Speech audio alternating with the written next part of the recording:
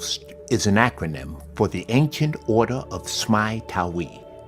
TOAST is an online information center for the Netaru, angelic beings who are descendants from the divine light of Amsi-Heru. TOAST also welcomes open-minded individuals and truth seekers from all spiritual walks of life.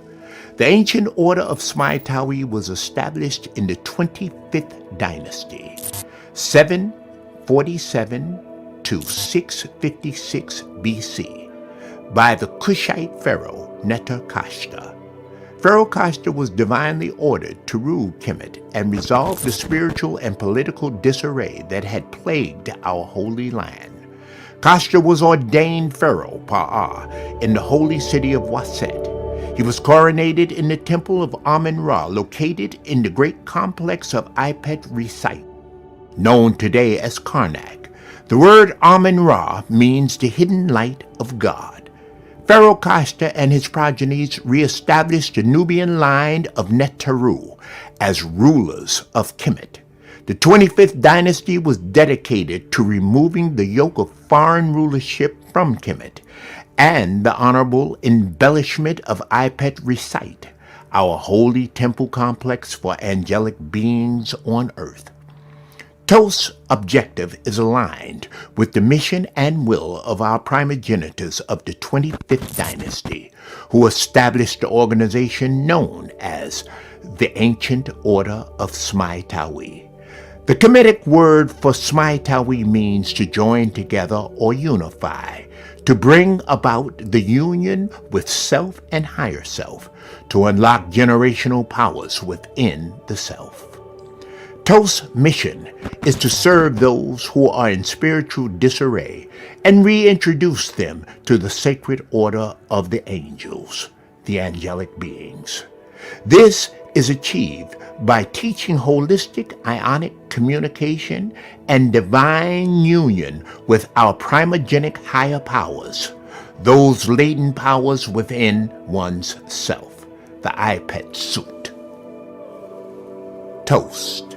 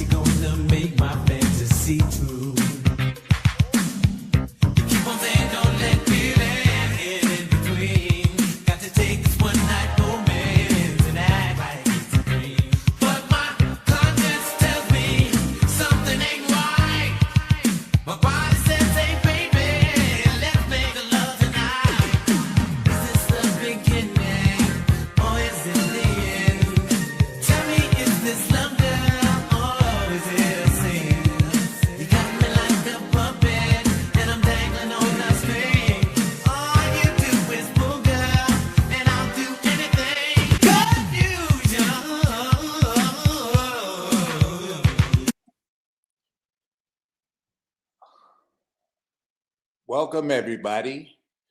Wow, that was a surprise, a pleasant surprise. Confusion. Great topic. Let me see. I think I think we wrote that back in the early 2000s, and during that time, I can say there was a lot of confusion in my life. And being that I hear that, it makes me immediately want to say this prayer to avoid confusion. You know, I was in meditation today and I was wondering, how am I going to start this show? And my higher power said, start it with a prayer. That's the best way to start it. And they told me the prayer to say as well. So let me go ahead and open up with this particular, we call it incantation.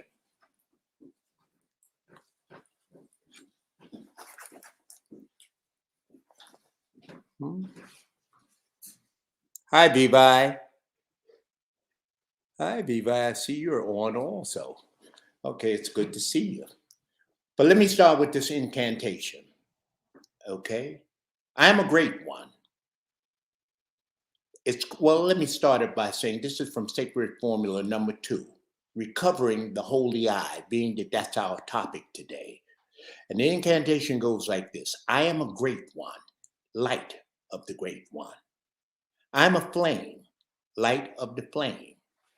I am a wise one, light of the wise one.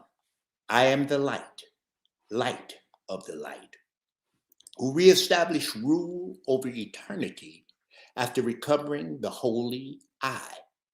The eye of Heru shall not be taken from me. I am knit together morally and spiritually.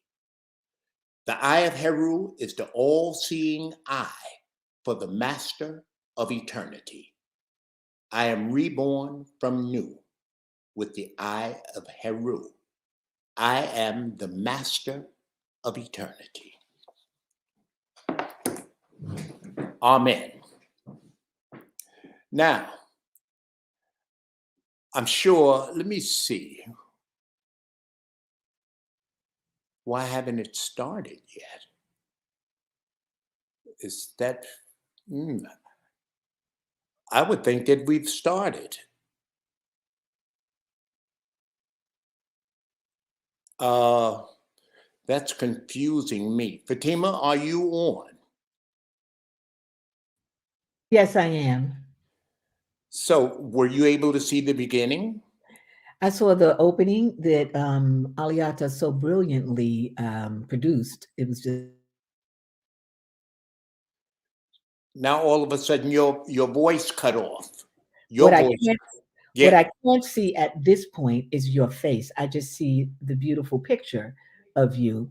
Well, But I'm we going to use that beautiful picture for right now, and okay. then I will join you all.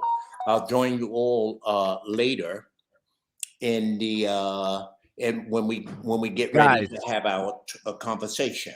Okay, Okay. that's fine. So Okay. I will mute myself again so you can continue. Okay. Thank you. Let me see. Someone is trying to get in. Add to screen. Ryan, are you there? I'm here. Oh, very good. Okay. All Oh, right. I can see Fatima now. I can't see you and I can't see Photon, but I Okay. can Well, you could see my picture Avatar. though. Yeah, I You can see your see my picture. avatar. Yeah, Okay. Okay. We're gonna hold the avatar, and I'll join you guys in the when we get into our conference. Okay. cool. Okay. Uh, you know, if of course, everyone out there, my name is Taharka Alim, and I'm your host on Toast. And in our last show, we spoke about the all-seeing eye and how parents represent the pupil. Children are the iris, the offsprings and avatars of the gods and goddesses of our immortal future. What we serve them should be as pure as natural milk that comes from mother's breast, or as clear as the sunlight. We also said last week that mothers represent matter, the stuff that all things are made of. And fathers represent time, saving time by preparing his family for the future further, or father time. This evening, we're going to look into that holy eye to see one of the ways it can be used in our life. Now, on our show tonight, I have gathered 3 generations of myself.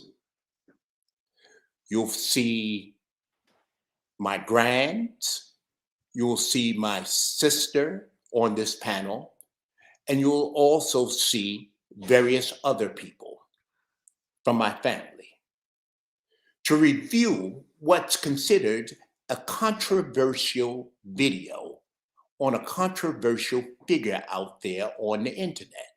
His name is Charleston White. We will examine this video, or I should say, I'm going to examine this video with my past, my present, and my future. That's my family. Wait, let me know when you're going to start recording. My all-seeing eye.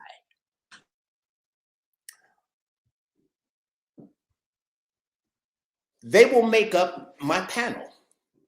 And then after we go through this video and we discuss this video, this controversial video, then we'll end the show with our transfigurational meditation. But first, Photon, give me our, what is it called? A commercial break.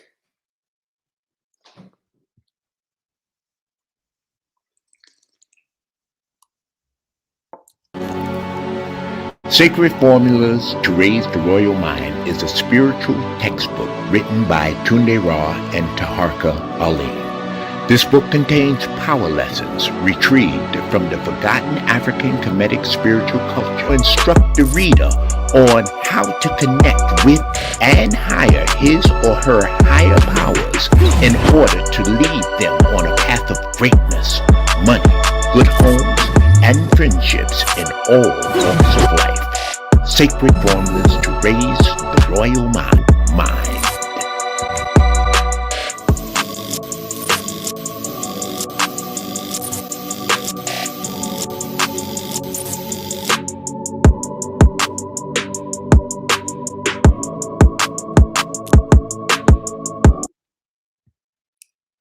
Okay, everybody. Now that we've done that, I think we should pull our panel together. I see myself, which I am now going to show you. Hey, there I am. Fatima, can you, there you are. Xavier, there you are. Look at you. Ryan, look.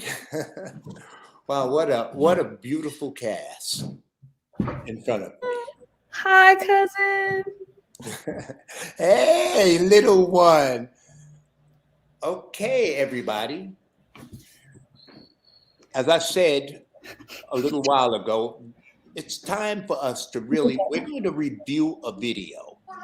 Now, the reason why I want to view this video with you guys is because I think it's important for us to look at it from the various eyes of the family.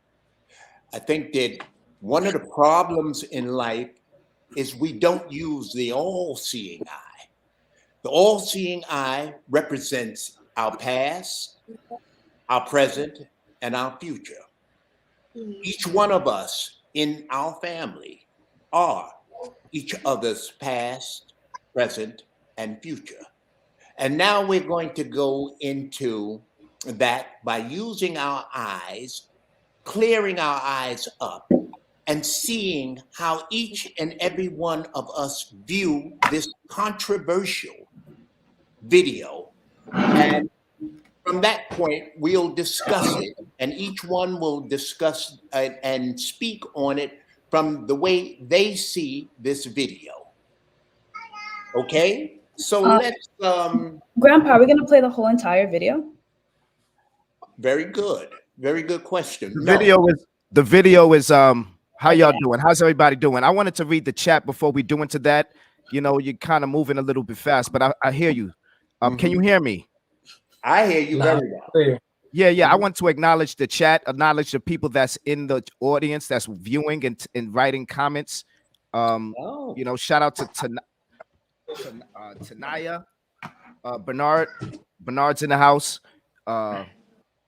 Daya, where's Carmen at? Is Carmen gonna tap in? Oh yeah, where's Carmen? We have 3 males on the panel in various different generations, as well as two females, 2 women, young women. We Carmen would be ideal.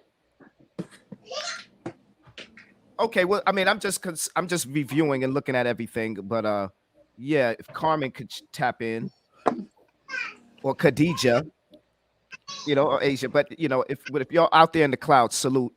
We're just reviewing the chat. I think. What about Vibe or Omi? Omi is there. I wonder if she like to get on.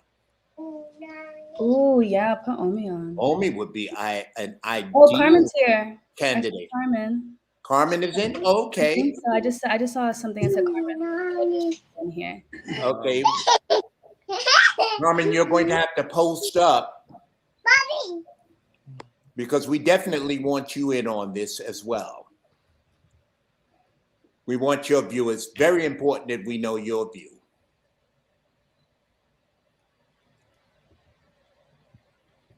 All right, we also got this song is on my playlist among the others. I think speaking about confusion. 211 is in the house. So what would you have to say with that confusion relative to now in this topic that we're going to be going into, Uncle? Well, you know, I think that we all in this time, we were born in confusion. You know, we were born in confusion. We were born in immaculate concept. Our awareness to our supreme greatness, our supreme self, we have no awareness of that. And therefore is important. And that, of course, brings on confusion. A lot of people are confused out here in this world right now. The first thing is they're confused as to who they are. Normally, in general, when you ask the person who they are, they're quick to tell you their name, but they don't know their character, nor do they know the character that they come from. All of us come from supreme characters. You say, well, what do you mean by supreme character?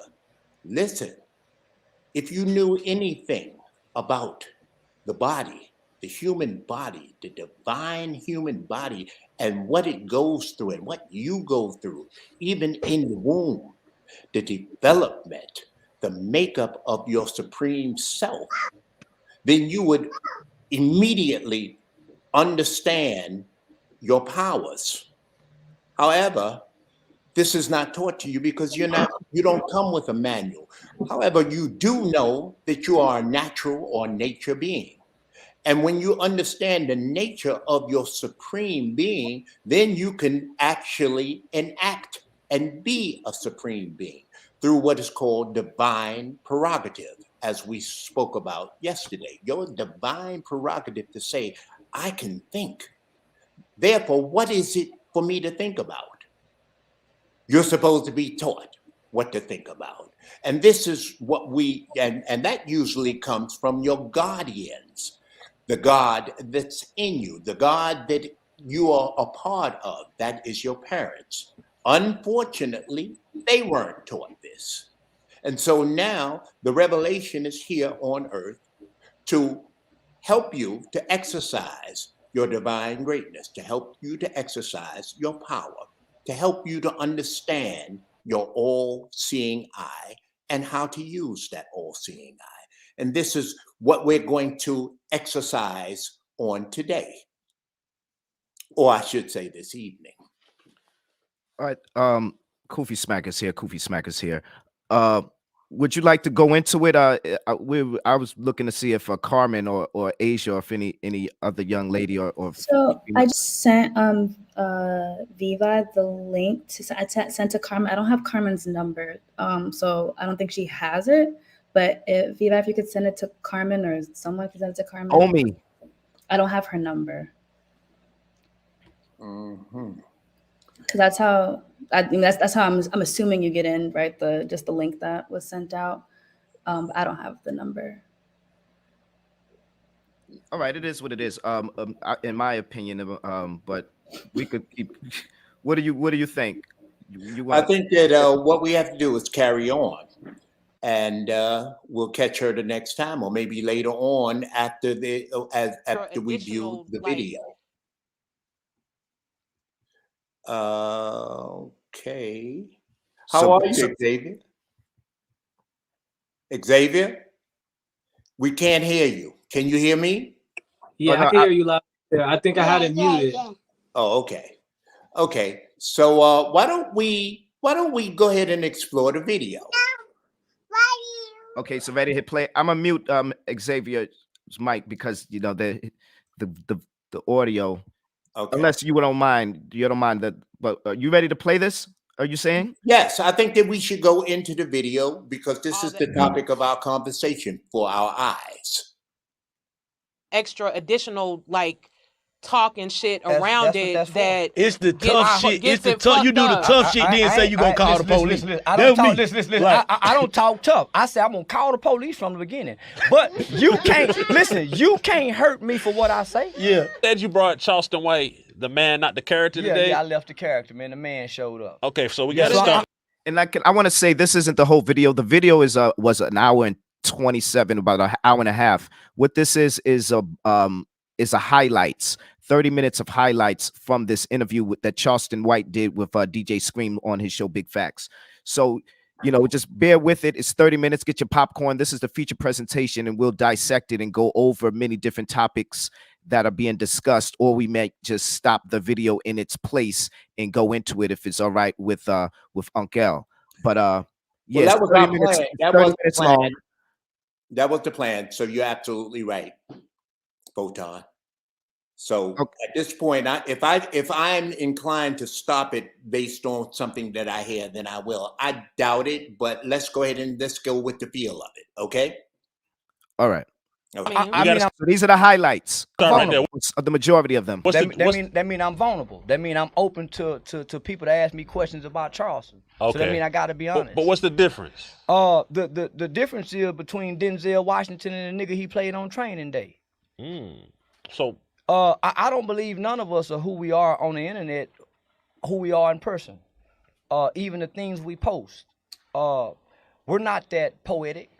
All them niggas that post that poetic shit. Remember, what's that nigga name that got caught cheating on his wife, but he posted all the great shit that the women love? Yeah, he wasn't none of that shit. He was on the internet. I understand roles and characters. So we all play roles, right? Even when we're playing husband and wives, those are roles. Mother and father, those are roles. Neighbors, those are roles, right? So throughout the day, man, we playing roles. So no, nigga, I realize the internet is a stage. Take us to the beginning of Charleston. The beginning is when I came to the internet, I had just transitioned from a life of crime, right? Being submerged in the criminal elements of our society, as most young black men are during their 20s, trying to find an identity, right? So when I started having children, when I had my son around like 26, 27, maturity playing a part, right? Brain development plays a part at this time in life. So I'm trying to do something different, homie, give my son something that I never had. So I'm thinking, man, well, how do you be a good father? Because everybody say we need a good father. Man, I don't know nothing about no good father. Well, shit, I don't even know nothing about being no bad father. I just want to be here. Well, in order for me to be here, I mean, I can't go to jail. I can't go to prison. So my ultimate goal in life was just to be present for my son. And so that means I was willing to be a hoe ass nigga. So when you lead the homies to not want to do the things the homies do, then sometimes they call you a hoe ass nigga. When you start changing, Your partners, man, you acting different. You done got with old girl, nigga. You acting like so. I was willing to be that, to be present. If we riding in the car, nigga, you sell dope and I don't, and you got dope on you, and it's a question of who dope this is, I'm willing to say that's his dope to be here for this baby. So I was willing to be all the things that we don't want to be in the hood, homie, so I can be present in my children's life. So that started the massive debate that includes Charleston White, which is I think your quote, and correct me if the quote is wrong. It's the difference between snitching and setting shit straight. Yeah. I wanted to be I wanted to be better, homie. So in order to be better, if we're in a situation, homie, we got to get this shit straight. But you be saying the police ass shit. I'm a citizen now, so I'm a police ass nigga. See, at that time I was transitioning. You talking about my son 18, so you talking about 18 years later now, nigga. I'm a police ass nigga. I go vote, nigga. I'm literally a election judge. Last nigga to turn the votes in during the election, nigga. You goddamn right, I'm a police ass nigga. Now I'm grown. I'm 40. I can't see being in jail at 50 for nothing. No, man, I tell on everybody not to go to jail right now. Are you serious? Man, I'm 44 years old. They don't let niggas out no more soon. When niggas go to jail now, you come home later. No, man, yeah, I tell on anybody to get out of jail. So your logic behind quote unquote setting the record straight is that you don't want to be in jail at 50. I ain't gonna be. So I ain't gonna be. Let me ask you this. So you know I've been because I just studied on your shit last night. A lot of shit. You be saying a lot of shit that resonate to what's going on. I'm gonna give you that. And I'm gonna but put some bullshit the delivery of it's it fucked up. is fucked up. Y'all don't say nothing to the rappers. Bitch, suck my dick. Ho, fuck you. I put a molly in a drink and she ain't even know it. Y'all ain't say a goddamn thing to that nigga. I brought her back to the trap. I gave the bitch a perk and told her drop her panties and she didn't even understand me. Y'all ain't saying a motherfucking thing when they say that shit. Beyonce told you, bitches, bow down, bitches. Y'all bow down. I come through talking like Dolomite. I'm acting like Dolomite. I'm talking about like goddamn, because it'd be more personal. Like you get into personal shit. It ain't personal. We don't know each other. How is personal on the internet? If anybody taking anything personal on the internet, they broke.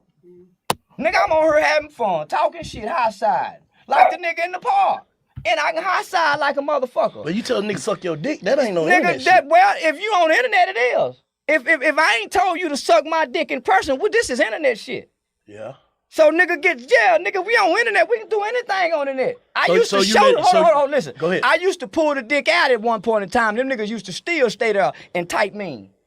I used to get my phone and say, look at this dick. Nigga, take a picture of my dick that I used to send the hoe, the best picture I got, and show it on the internet. And them niggas used to stay in the paint with me. I used to think it'd make niggas run.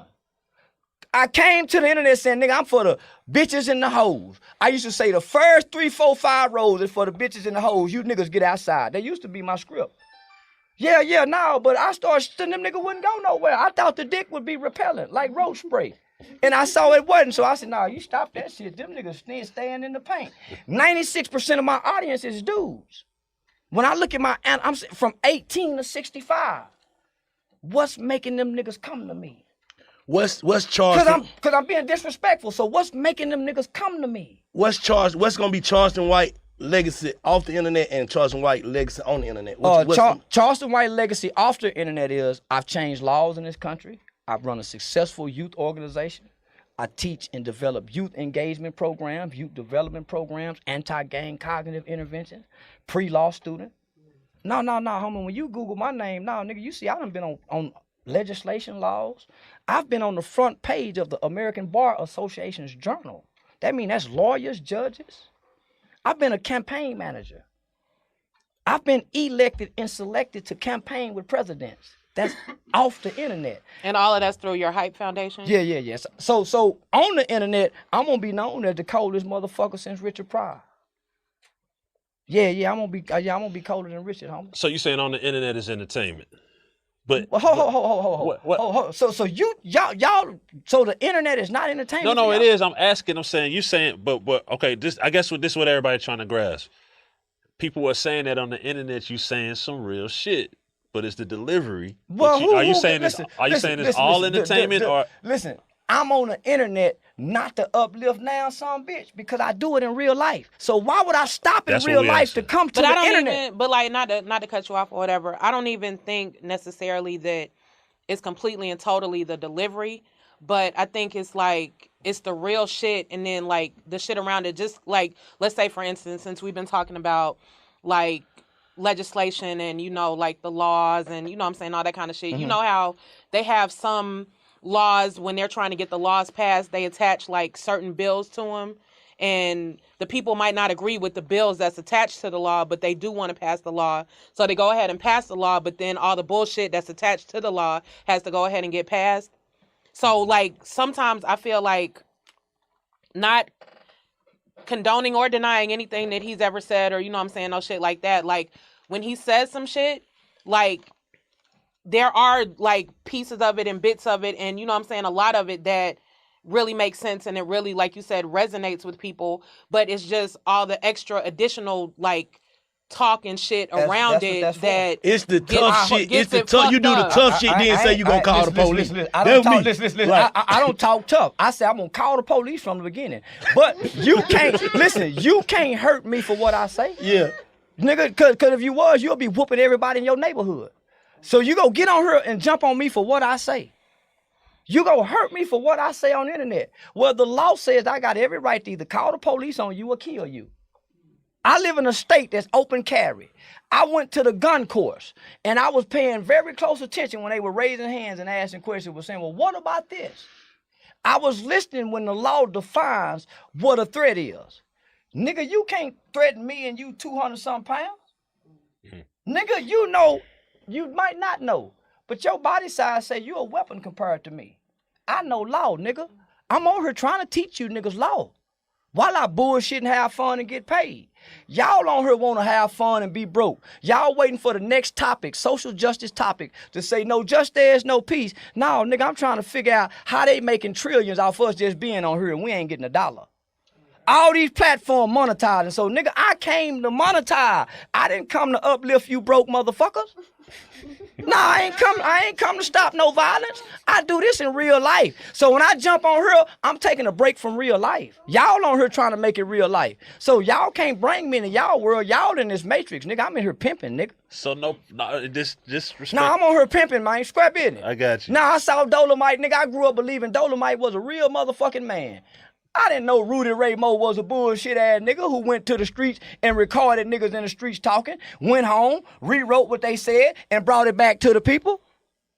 I said, God damn it. Nigga, I didn't know Ice Cube wasn't no gangster. I didn't know he was so intelligent where he can write movies. Sean Cotton from Say Cheese TV, Rain. See, I'm putting celebrities to come into the schools, homie. Youth curriculums and programs. That's what I'm using my platform for. I don't wear polos. I wear nigga clothes. For the last 2 years with my platform, everything you see me wear is a black man's clothing that a nigga wore. Nigga, I ain't wearing Gucci. Now, I got it, but my platform ain't promoting it. I don't interview celebrities, homie. I take regular people and put them on my platform. I take regular niggas and make their YouTubes monetize. Nigga, I'm on here pimping. Y'all mad at what I'm saying because y'all waking up and y'all don't know how to get nothing off this motherfucker. White boy ain't pimping on me for my time, homie. I spent 3-4 years trying to figure out, man, how these niggas get money off this shit? I'm looking around, don't nobody know how to monetize. No, nigga, so because of who I am in real life, I can come play whatever I want to play on the internet. Most people are doing the same thing. They on the internet pretending that they this, but in real life, they not. They on there making posts like their relationships is right. Don't nobody say, hey, man, I can't figure out how I'm going to get this pink slip off the door because I can't pay this. They don't post that. So everybody's pretending on the internet to be something that they're really not in real life. Why y'all mad at me? Nigga, I'm getting a lot of money doing it. A lot of money. Do Charleston White, the community actives, ever feel like Charleston White on the internet went too far? Hell no. Nigga, I done been downtown acting like this. I done been in the mayor's face acting like this. I ain't went too far, nigga, and the rappers can kill somebody and go to the gravesite and make it. Them niggas, y'all don't, do them niggas go too far? When Chief Keef brought Tooker, that wasn't a gang name. And they said, we go smoke Tooker. Nigga, Jay-Z didn't say, hey, man, y'all, we going too far. That mother over there, I ain't talking about Duck Mama, Tooker Mama. Did nobody, that woman never speaks. But the world is smoking her son in disrespect. Did they go too far? Them niggas getting platinum plaques. Them niggas talking about, nigga, y'all go die and writing in their money. Everybody's falling along. Ain't nobody said they went too far. Lil Durk responds, say, y'all nigga need to hurry up. Y'all know niggas dying behind this. Have they went too far? No, nigga, I'm having fun, nigga. It's entertainment, ain't it? Right? So you don't never feel like I keep a gun for what you about to ask Okay, me. you already answered. Yeah, Answer I keep a gun, and I got a lot of guns. See, I took my Answer. YouTube money and bought a bunch of guns. But this what I know. Niggas don't kill niggas for what I'm saying. Niggas is personalized and they killing. I ain't really done nothing to nobody, homie, where they have no convictions.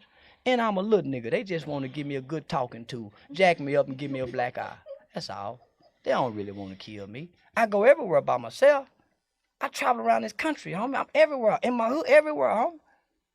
Went to Las Vegas. Nigga, them niggas in California went to the fashions. Nigga, them niggas, hey, ain't that nigga? Say, I'm big homie. Nigga, no, homie, I'm the no, nigga. But you got to be willing to do what you... 12, though. No. 12, when you meet me at the store, Yeah, 12, that might make a nigga hesitate. But no, listen. No, so that's what I know. You a coward then, nigga. Because a nigga that want to get you don't give a damn about you calling 12. Big facts. A nigga, I know a nigga kill you and don't give a damn about going to jail. Nigga, if you do something what he think you should violate him. Facts right now. I ain't violated no nigga like that. Most niggas just want to argue with me and out-talk me. They really don't want to hurt me, homie. No, they got a nigga they owe money to that really want to hurt them. They got a baby mama that got pressure on their ass. Nigga, by the time they see me, they ain't mad about what I said. They got some shit in real life that's affecting them, and they can't get off the internet, and I'm affecting them. But what's affecting them in real life is doing way more damage than what Charleston White's saying. We don't know one another, so how can you make this so personal? A nigga can say all kind of shit about me. Nigga, that nigga don't know me. Nigga say shit about my kids. He don't know me. I was always taught, nigga, that nigga just talking. When did we start paying attention to the nigga that's talking? No, that ain't never been the nigga. We ain't never paid attention to the nigga that's talking. We always watched the nigga that was doing. No, this is a new generation, homie. So, nigga, I'm telling y'all, I keep using all the words that got to do with pimp. Game applied means elevation. I come to pimp on the internet, homie. They been pimping on us. When I saw Social Dilemma, when I realized how much advertising they make out for us, nigga, I figured out, can I get it? Characters, rappers, entertainment, actors, ball player. Well, nigga, you got to do something. You on there every day. So now, nigga, I kick the door down, nigga, and talking nigga. Nah, I'm nigga.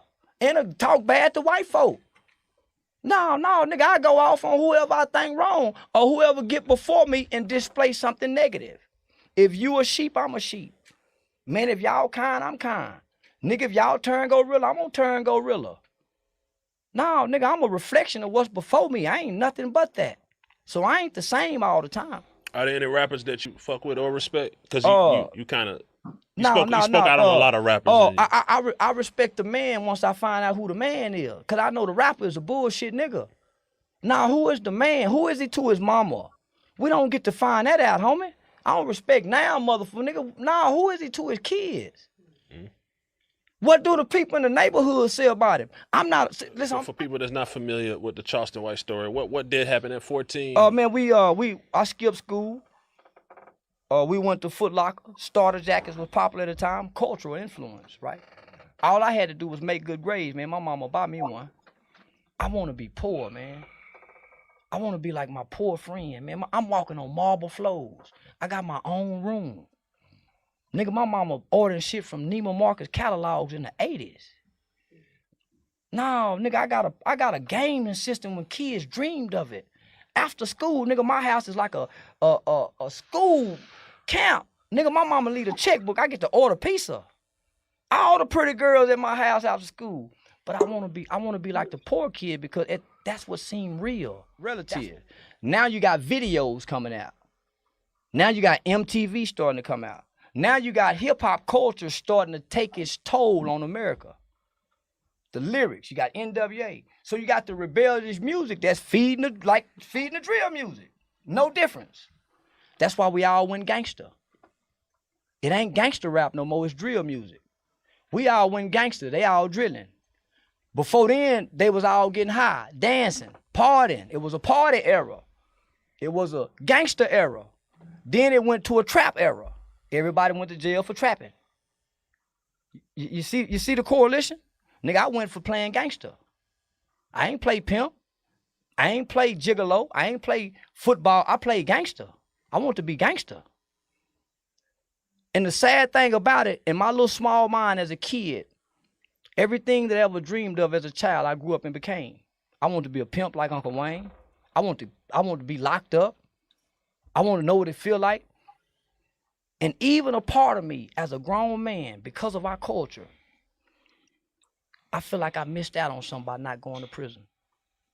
Yeah, I feel like it's a latch on my manhood that I ain't got.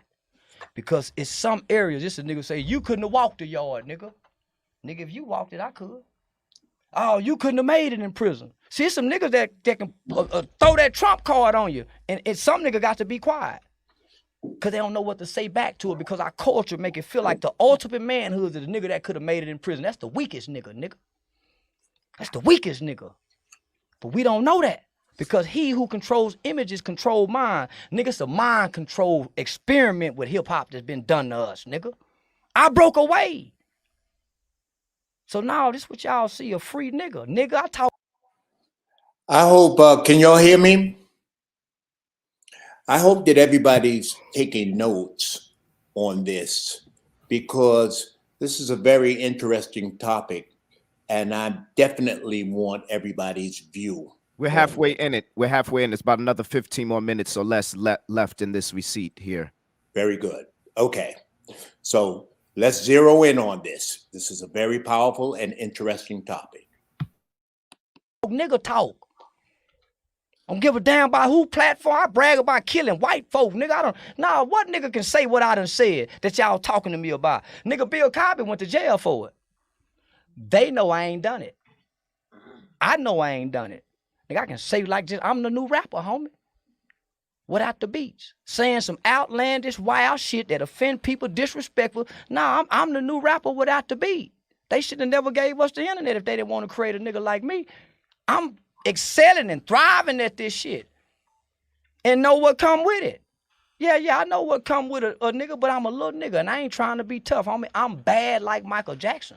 Well, when a motherfucker see my name and talk about me, it creates an emotion. I watched Mike do that across the world in China.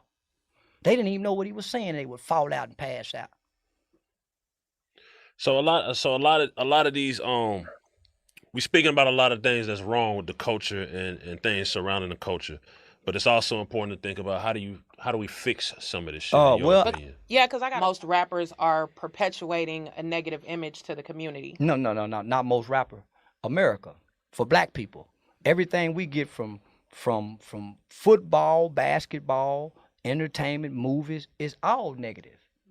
It's all negative. When the last time you seen a banker in a black neighborhood teaching something? When the last time you seen a black lawyer in the black community giving a expungement program? When do you see black people come together other than what white people give us? A police shooting. Black Lives Matter, that ain't ours. We don't, Kobe Bryant ain't ours. That's Jerry West boy. Michael Jordan ain't ours. That's Nike. Martin Luther King ain't ours. That's the white boys. He created a museum for them. Nigga, this ain't ours. It ain't now black platform that's ours. So it ain't nothing positive that's gave to us. When we listen to rap today, they ain't telling nothing about killing. Everything about killing. They ain't telling nothing but kill, nigga, kill. I'm gonna kill you. It ain't telling nothing. So I come to be a character just like every other character, because I'm solidified with the man characteristics and traits of who I am in real life. But okay, so I can get on here and say whatever. Yeah, okay, but I see you're saying that you're coming to be a character just like every other vulgar, character. Nasty, the villain. But you don't think that you should try to be different from the rest of these niggas? I ain't no nigga on the internet like me. I'm very different. I ain't got no beat, I ain't rhyming, I ain't no nigga talking like me, ain't no nigga ever got on here and said, man, I used to rape white hoes. I'm very different. I'm intentionally different. Yeah, I'm intentionally different. No, it ain't nothing like me right now. It'll be another 100 years for a motherfucker like me come along. So back to the how do we fix it question. Well, charity starts in the home. Nigga, go look at it. No, homie, it's mine. See, I done been in where I had to say it's mine, nigga, when I was 21 years old, and it wasn't mine. And it wasn't mine, so a nigga can stay in college. Nigga, so it wasn't mine, and went to trial. In Oklahoma, nigga. My mama say, tell it. No, man, I ain't, mama, he go to school. You got a mama too? You got a mama too? I'm gonna hurt, boy, you just come home. Man, nigga, God bless me, I had a mistrial. No, nigga, I should know. And the same nigga made me look like I was dumb. No, I done this for you, nigga. So no, nigga, when you go through what you go through, when you know better, you do better, man.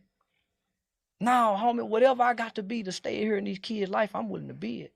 Whatever hoops or rings of fire that I got to jump through, nigga. I don't commit crime, so why I need to go to jail for a nigga that's doing it? I pay my taxes, nigga. I go home why I got to go to jail? Nigga, I work in the community. So you telling me as black men, when I grow up and I grow and I develop a man's mind, I'm still beholden to street codes and laws? When I'm with my family? I'm supposed to crash out to be real? Nah, homie, I don't want to be real no more. I know niggas done suffer long and hard being real, nigga, and they ain't got no relief yet.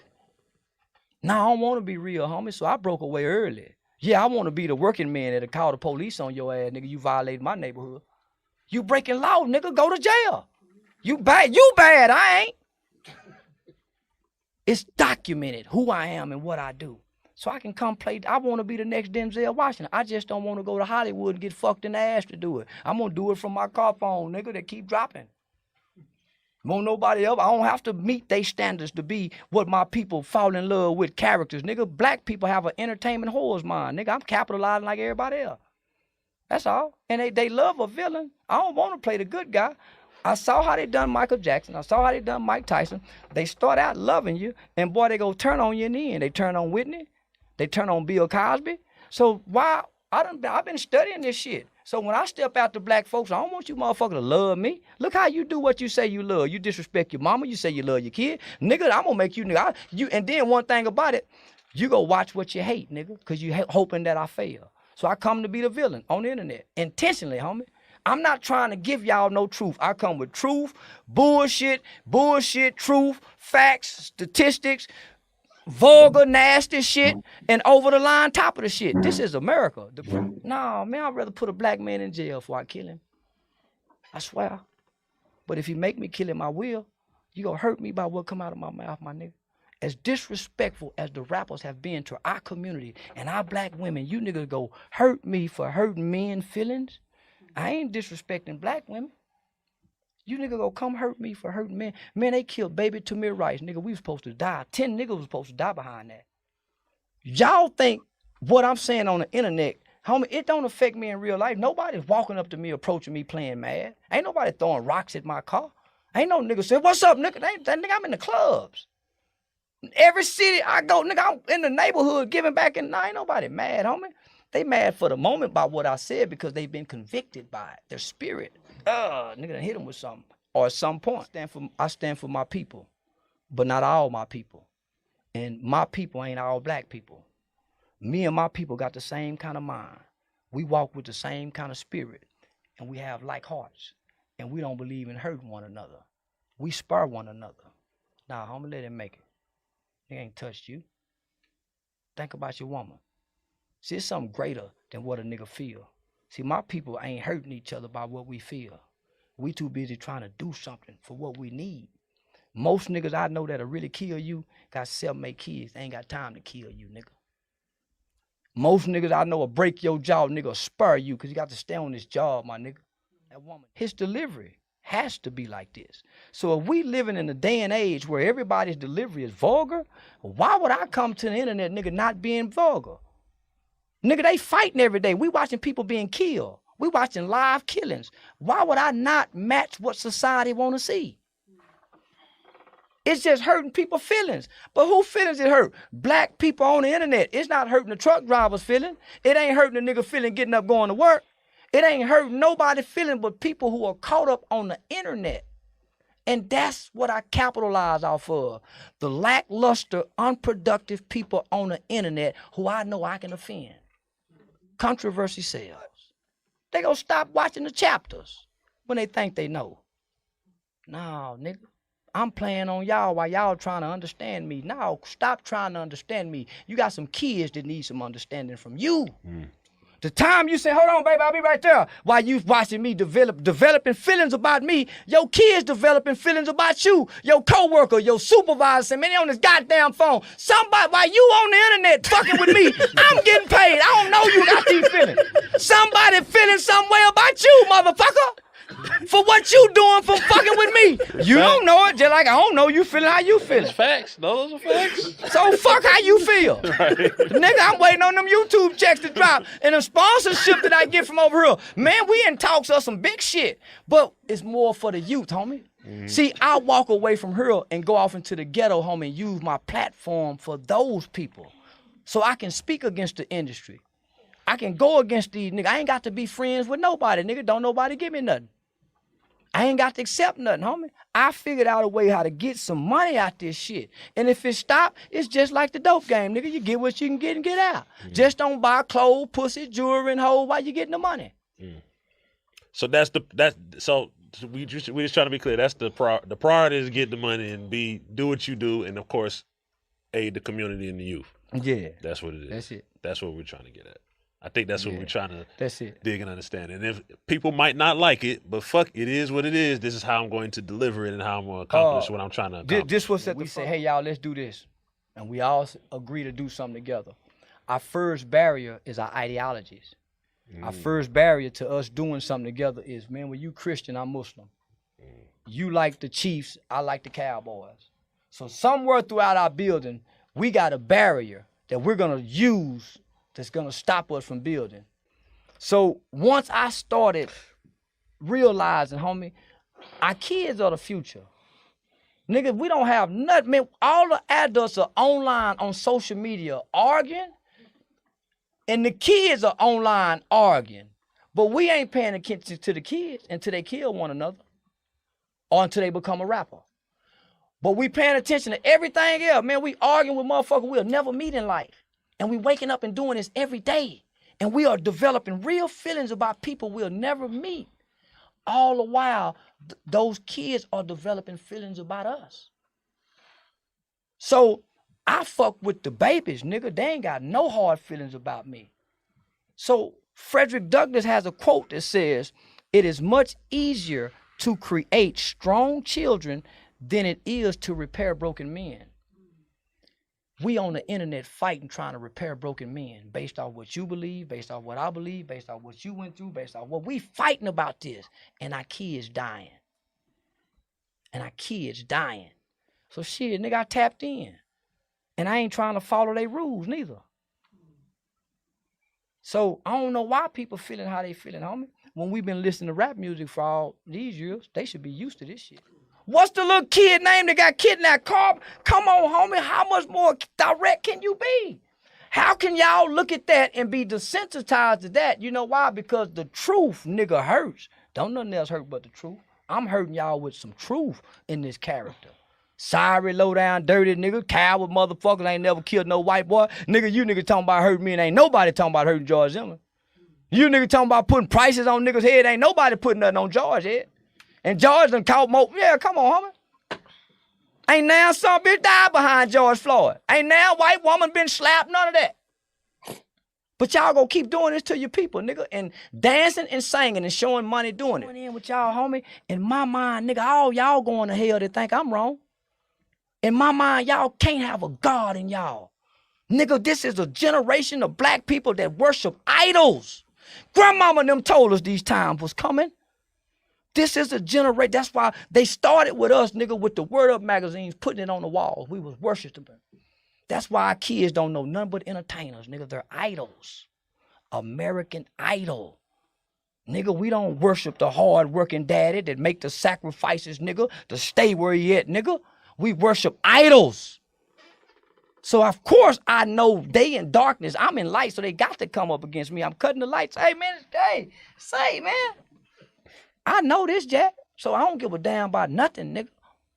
And I know if something happened, nigga, when I transition over, nigga, them ancestors waiting on me, nigga. Nah, them ancestors waiting on me, nigga. Every 100 years, the old nigga say somebody like me come along. Every 100 years, that's what they say. And he's 77 years old. So I can't worry about y'all, homie, because in my world, I can get a nigga out of jail with this mouth. Nigga, in my world, the mayor don't want to make me mad. No, nigga, in my world don't know because I use this platform to shut you down, nigga. We shut a prison down, nigga, and got some charges overturned because a mother say they locked her son up for nothing. We shut the prison down, nigga. Making phone calls off my YouTube channel. Y'all bullshitting with these platforms. Dick Gregory said, nigga, this more powerful than the president. This, a nigga with one knee. No, I ain't using it for bullshit, nigga. And I'm rattling cages.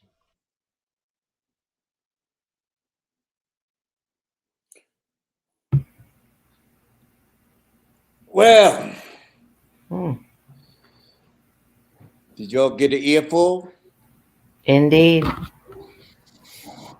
Let me see who else is on. Absolutely. There's one person missing. Vivi, are you on? I'm here. Unfortunately, something's going on with the camera on my laptop. So I just seen Carmen. Where did she? Yeah, Carmen was here and now I don't see her. Was she back here? Carmen, are you still around? We certainly would love to have your voice in this. Well, let's as your some of you great grandfathers and grandfather would have said, let's carry on. Okay, so as I said, I think you got an earful. Whether or not it was the way you wanted to hear it, it was where a young man, one of ours, had to present it. I want to start with you. I actually wanted to start with Carmen because she's the youngest. And I wanted to get Carmen's view because I'm sure her eyes, you know, it's funny about little kids. Remember when you were a little kid, how you were able to look at a penny and see every iota, every little dot in the penny. So the younger you are, the clearer your eyes are. And I love to hear a young, clear-eyed, being that we're talking about the all-seeing eye, I would love to hear her first. But I guess you're not there, are you, Carmen? No, they said her phone died. Oh, her phone died. Her phone died. Okay. All right, so then let's get to the next to the youngest. That would be you, Xavier. I'm 26. I think I'm older than Ryan. Yeah. But I still will speak up if you know. No, go ahead, Xavier. Go ahead. I mean, everything that he was saying to me and everything that he was like, the messages that he was passing, aside from his personality, the messages that he was passing was 100% true. Like everything that he said, from the fact that he said, in order to stay free, he'll switch up his role and play the role that he needs to play. I agree with that 100%, 1,000,000%. Why would you involve yourself in a situation that you don't have to be there for? You have to be. Other than that, like he was just mentioning capitalizing and monetizing and just basically making money off of his platform and involving his culture with making his platform grow and making money from it. Because a lot of people is doing it, advertisement and things like that, and they're making money off of us. So he's turning the tables and he's trying to do the same thing that they're doing to us. And I agree with that. Like, that's genius. So there's nothing that he's doing wrong. Just his personality is, you know, you just got to, you know what I'm saying? It is what it is, but I can't disagree with what he's saying. Well, tell me something then, Xavier. Under normal circumstances, being that you're here in the all-seeing eye, under normal circumstances, do you think you would have heard that or listened to it?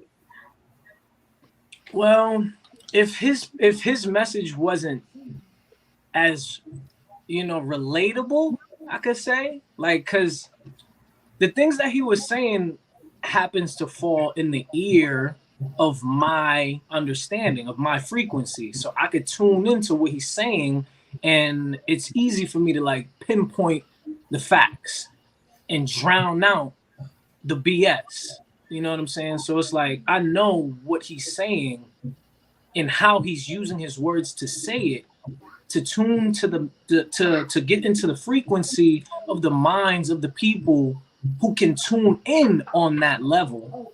You understand? And I don't know. Like everything that he's saying is good. You know, like for a younger crowd, I could say. Would you? Because I don't. I'm sorry. Would you use that frequency if you had to say a message to your son? Let's just say to your my son, son, because you're a father. Would you use absolutely not? Okay. What type of frequency would you use? I would use the A-tone. Mm-hmm. I would have to use the A-tone, and I'll have to pass a message that he's gonna understand, and he's not gonna feel like any other way than angelic. Very, very good. Okay, the next to the oldest. That's you, Ryan. Oh, you're the oldest, really. No, I'm 24. Xavier's 26. But I will go next. Let me ask this question to you, Ryan. Yes. When you first heard him. Just for the record, Carmen is back on. Well, I don't see her. She's there. Carmen? Hey, I'm here. Can you hear me? I hear you, sweetheart. Is there any way where we can see you? Yeah, I'm using my phone. My phone died during the whole video, so I'm standing up right now. Hold on. Did you get a chance to see? Oh, there you are. Hi. Hi. You look beautiful, Carmen. Thank you. Thank you. Carmen, did you get a chance to hear Charleston? Yes, I didn't see the beginning, but I did get in to see enough. I don't know if this was asked for him. Where I came in was when he was talking about social media and how everybody's on there, you know, portraying a life that they don't really live. And I agreed with that completely because I'm not going to lie, when I'm on social media, I also tend to compare myself to people on social media. That's why, you know, sometimes I have to get out of there, but I get what he's saying in a sense where it's like for his platform. He said he gets paid off of it, right? Off of his platform? Right. Mm-hmm. Okay. Yes. Everybody gets paid for everything, whether it's you're showing clothes or you're promoting this hair company or whatever. I feel like personally, people take people too serious. Like him. If I was to have him on Instagram and I see him talking his smack about whatever, like somebody like Boozy too. He reminds me of Boozy. I don't know why. But when I see the things he says, I don't take it personally like everybody else does because everybody has their views, everybody has their perspective, and you can't really get on somebody over their opinion or how they say this or they say that. And now social media, there should be an age limit, I feel, because if you have a problem with, you know, kids seeing it or anything like that, then that's on you to, you know, to keep that away from them. So for people to have their opinion, that's okay, but you can't be out here like, what is it, like doxing people and stuff like that. Like, you know, I feel like he should be free to say what he wants. That's what I got from the part that I came to, and he was saying, "Oh, everybody this, everybody that." That's your opinion. That's why I said I don't know if he was asked to come on there for it or if he just volunteered, because it's like nobody cares. Me personally, I don't care. You know, I see Instagram, I have my page, I post what I want, I say what I want. You say what you want. It shouldn't be taken personally. You know. But let's just say, and I know that you don't have a child, Carmen. No. But would you allow your child to hear that, or would you want your child to hear him? I wouldn't. That's why my kid is not gonna have a phone until the right age. Because I didn't have a iPhone until I was in like 8th grade. I was old enough, walking to school by myself where I needed it, like, but I didn't know about all this stuff. Like my little sisters, they have everything. They have laptops, iPads, iPhones, like, they have it all. So and I've noticed, like, they kind of know more than me too, than I did at that age, which is like, I would love for my kid to school me, but like, you see all these kids get their personality from social media. These kids don't have a personality anymore. They walk in the way they walk, and they're what is it? The slang that they talk is like Carmen. TikTok and Instagram. Yes. Hold on for a second. Vivi, you're resonating at a higher oromorphic field. Are you by a air conditioner or some sort of appliance? Because I hear a lot of feedback coming from your. Do you That's hear not that? me. I don't have anything going on in my house. You don't hear that? I do hear it. something. Yes. I don't hear anything. There it is. Do you still hear I don't it? hear it no more. No, I don't hear it no more. Okay. Go ahead, Carmen. Where was I? Yeah, a lot of these kids get their personality from social media, like their dances, the way that they talk, the way that they act. These little kids, they say these vulgar things, and it's supposed to be funny in a sense, but I don't think it's funny. Like, I guess it was the way I was raised from my mom and stuff like that. Like, I don't think I would let my kid have social media until it's time. And you'll know just because every kid is different. Every kid grows up different. They have a different mentality. Some kids know more than other kids. So if I feel like my kid is at a place where they're mature enough, then yeah, you can have it. But I'm gonna watch. I'm gonna be on there.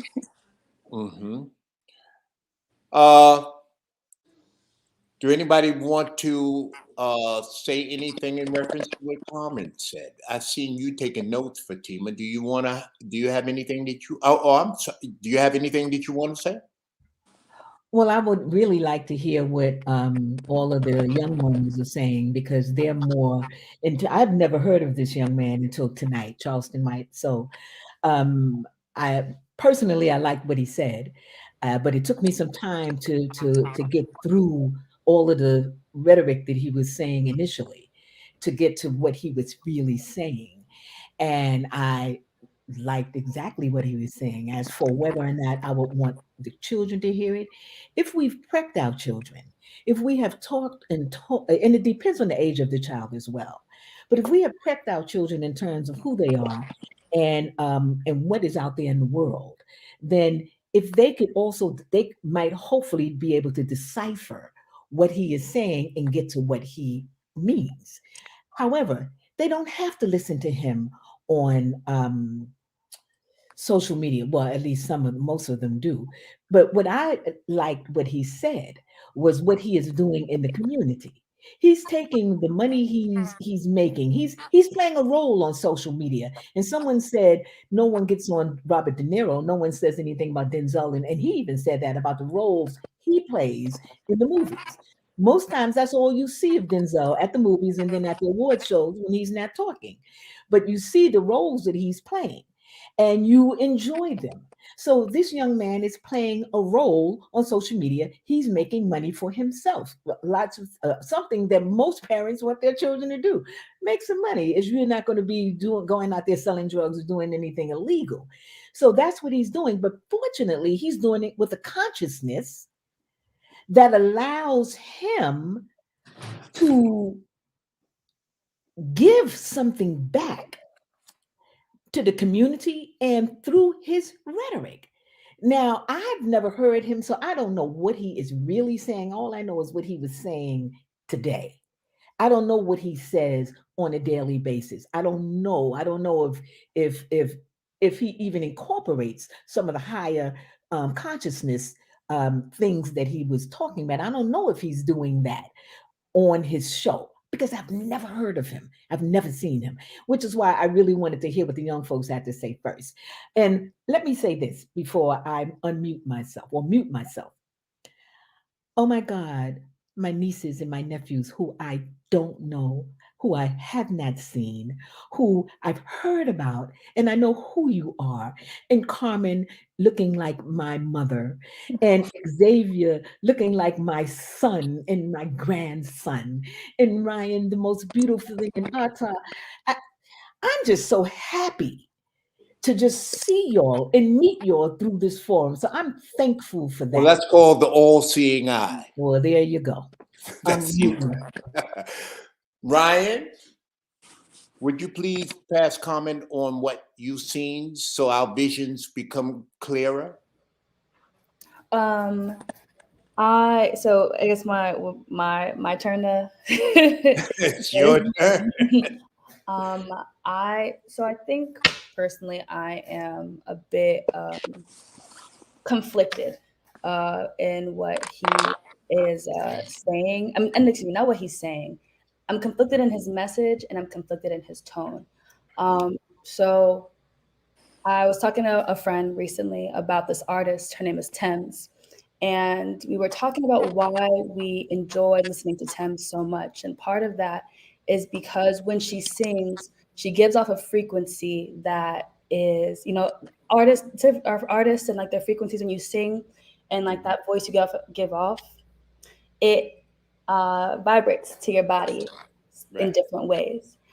And unfortunately, with this guy, I can understand why he gives off those vibrations that would get people upset.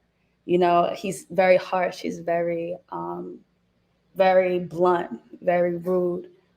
So I can understand why it would take away from his messaging. The message itself, however, very important. Very, very important. Not only is it important, it's one that we should all listen to. But what's unfortunate is that it's confusing because it's like he knows that he is contributing to like the BS on the internet, but he's doing it on purpose, but to resonate to people who are vibrating at lower frequencies, it's very confusing. So I guess I'm torn and guess what his point is as like this character or avatar on the internet as differently as what it is in person. Because in my mind, if I am completely aware of the fact that that children follow what they see on the internet or they follow these idols, me personally, I'm gonna want to try to point my people in the correct direction, and vibrate at those higher frequencies. Just like how when sometimes people don't understand when we talk in frequencies and understand when we talk in vibrations because they're not at that mental level yet. Same thing with this guy. They're not gonna understand it either. So what route are we really gonna take? Are we gonna take the route where we speak in high vibrations and high tones, or are we gonna take the route of the niggardly? We're gonna be rough and assertive, and not even assertive, just rough and angry in a sense. So I guess that's why I'm torn between what like his messaging and how he says it. Well, I noticed something, Ryan. I noticed something that he said. He said he went to jail and all of these various things. He said that his parents or his mother, I know that he didn't know his father. It appeared that he didn't know his father. Right. And it appeared that his mother gave him everything. The whole thing, the whole nine. Well, I don't know if it was the whole nine because she gave him it. He said he had a great nice house. He had all of the all of the monetary things. He had and he wanted to be broke. And he wanted to be poor. He wanted to be. So therefore something was missing in his growth. And he kept saying, I didn't know. I didn't know. If you notice, that was almost a mantra. I didn't know. And it appeared to me as though he was bitter about what he didn't know. And that was not given to him. There was something missing in his life. Right. Right. So that was part of the eye. Am I correct? Part of his eye, he was blinded by something. And there's something that he wasn't given, because that physical and that metaphysical, if they're not on the same tone, you end up, just trying to chase what you can see and what you can see. And what he saw was, on the TV at the time, that is what I want to be. That's what's cool right now. What's cool right now is being poor. What's cool right now is going through the struggle, as opposed to understanding the benefits of life that you have right now. If I may say something, he didn't know at the time because he was a young, growing mind. So of course he didn't know. The things that were being shoved in his face were poor Black kids, not the kids who were being taken care of or being loved and taught and nourished by their parents.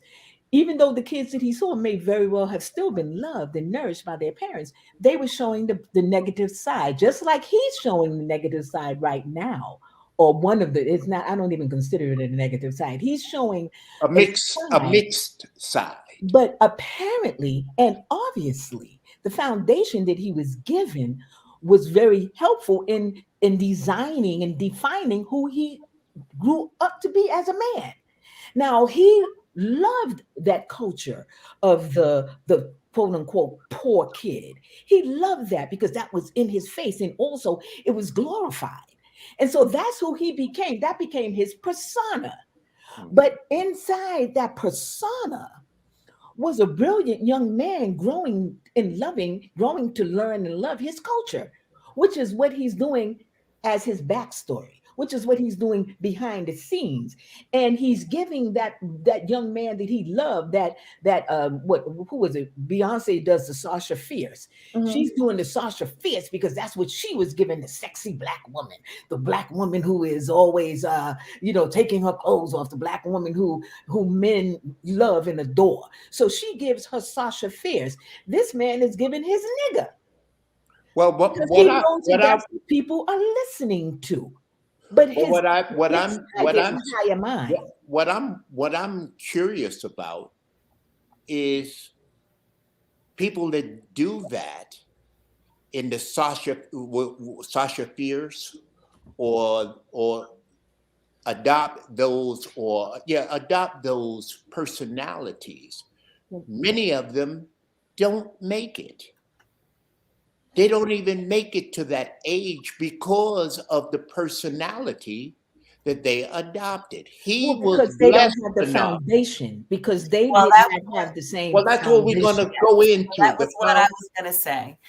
So I agreed with Fatima. Fatima very clearly said that the foundation, it would depend on the child themselves, what they've been taught, how they've been prepared prior to being allowed to watch something like this. So we all have our children, and we're all able to monitor from beginning to end what it is that we plant, the implants that are put into their heads. This panel is a perfect example of how something like that could be introduced. Someone like that could be introduced to a family of people who are prepared to hear something like that. My husband used to say something really interesting, and I have to go back to this because it really plays a major role in what we're speaking about. He was very rough. He was very no one liked the way he spoke. Carmen was a little girl, couldn't stand him.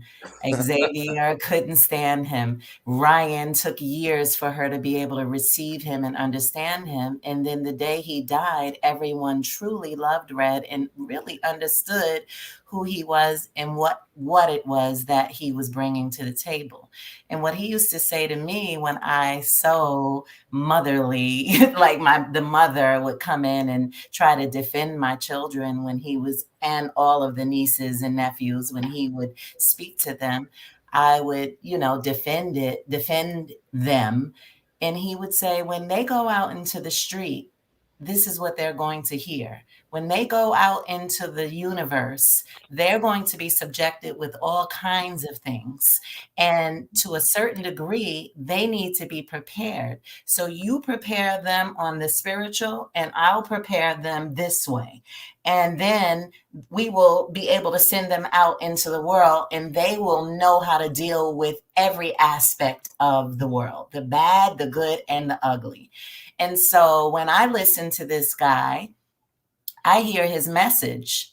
I don't hear him speaking. There was a time when I dealt with everything with ego. You know, my ego took over my life at one point, and I couldn't hear a message from anyone, even if it was God himself bringing it to me in a devil's costume. You know, I couldn't hear it because I was always ready, just ready to go. I didn't want to hear shit. I didn't want to know anything. And it was like, I'm ready to fight everything, even if it's good. You know what I mean? And the bottom line is now I'm prepared. I'm prepared not only with teachings of my father, but teachings of my aunt over here, the teachings of my family, my husband, you know, life's experiences. And I now at 53 understand and know that, you know, everything doesn't, sometimes it just requires you to sit back and listen and hear the message, not to shoot the messenger. Well, Omi said, he said, the people with the light can see the light. How do we teach? I guess my question is, how do we get to a point as a collective in a community where we can hear that message for what it is and hear through the tone or like the delivery to get to that? Because I guess my goal is, you know, is to get as many people to that 5%er aspect as possible, you know, so we can rise together as a community. And so how do we get ourselves to that point where we can listen, as a collective, we can all listen through that and be like, okay, yeah, this guy is being an asshole. Continue to have conversations like this. I like to take a crack at that, if I may. Fatima? Yeah. Okay. No, go ahead, Talker. One of our problems is, or one of our challenges, I should say, is we're going to have to give ourselves more time. Now, what do I mean by that? We deal on mortal time, and mortal time creates anxiety, fear, all of these things that make us feel as though everything has got to be done right now. Got to do it right now. Got to get it done. My people is dying. My people, da. You understand? And that's called mortal time. It's time for us to upgrade our apps. It's time for us to start thinking from an immortal perspective. We have all the time in the world, but we have to learn how to use it. How do we use it properly? We're so divine and we're so great that we even recreate ourselves. Look, he just put himself in the middle. Just look at Xavier waving at you in the future. Look how he waves at us. That's the future. We have to learn how to concentrate on our future. We are afraid. Many men, many women, many of us don't even realize how immortal we are. And because of our inability to be able to use our immortal self or cells, we fall victim every time, every lifetime, we fall victim to the technology of mortality. Fear of death when you never die. The only time you die is when you can't put the information in your cells properly. So to be able to understand that there I am, oh, there I am, and concentrating on putting immortality, putting power, putting greatness in myself. I'll always be a mortal individual. I'll always die the death of a nigger instead of living as an immortal negus. There I am. Look at me. Don't I look beautiful? Look at Putty. Look at you. Wow. Let's forget about this mortal time that they have got us thinking about.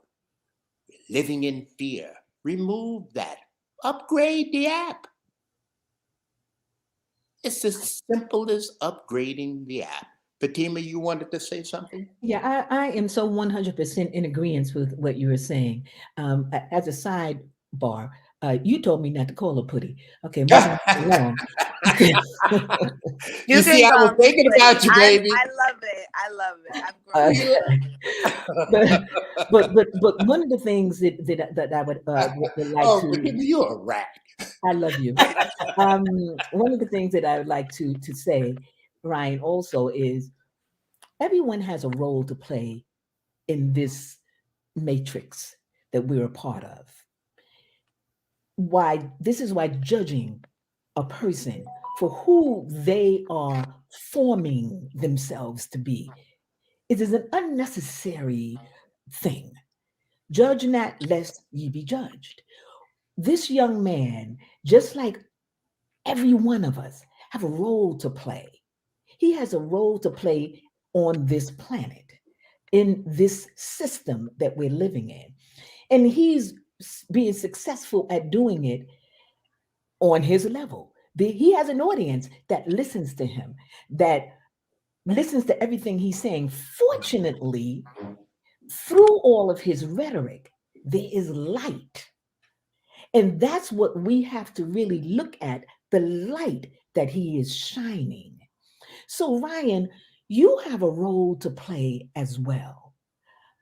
Do you. Don't worry about Charleston. Don't worry about me. Don't worry about your mama. Don't worry about none of that. Be grateful and thankful that all of these people have come into your sphere and they have influenced you in some kind of way. You can call it positive, you can call it negative. We need both. You have to have the positive in order to know the negative, and the negative in order to know the positive. But none of it is a bad thing. All of it is a necessary thing. So let's not judge the brother for saying nigga, nigga, nigga, nigga, nigga, nigga, nigga, because he was also saying God, God, God, God, God. It's like one of the things that he even said, he said, y'all are calling me to play for the things that I say, but you're not calling these folks who are shooting and killing and doing all of these other things. The reality is this young man has a role to play, just like I have a role, you have a role, Vivi, Xavier, Photon, Carmen, my brother, we've got to do our work. And our work may or may not include Charleston. Who cares? I'm glad I heard the brother, but I may never hear him again, or I may look him up. I don't know. It depends on what kind of time I have. All I know is that I have things that I have to do, and mine is about the evolution of myself so that I can evolve my children, my progeny. I have to do that. I have to give all that I have. So what I say to you, Ryan, is leave that boy alone. Leave him alone. Let him do his thing. He's doing his thing. He's doing a mighty, mighty thing. I know that's whether you right. like it or not, whether it's a good thing or a bad thing, he's doing a mighty, mighty thing. Do your mighty thing. And if you think that you could supersede through your might and your light can shine stronger than his light, shine your light, baby. That's all that really matters. Shine your damn light. Let him do his thing and you shine your light. Photon, I'd like to hear your Yeah, me too. perspective on this show.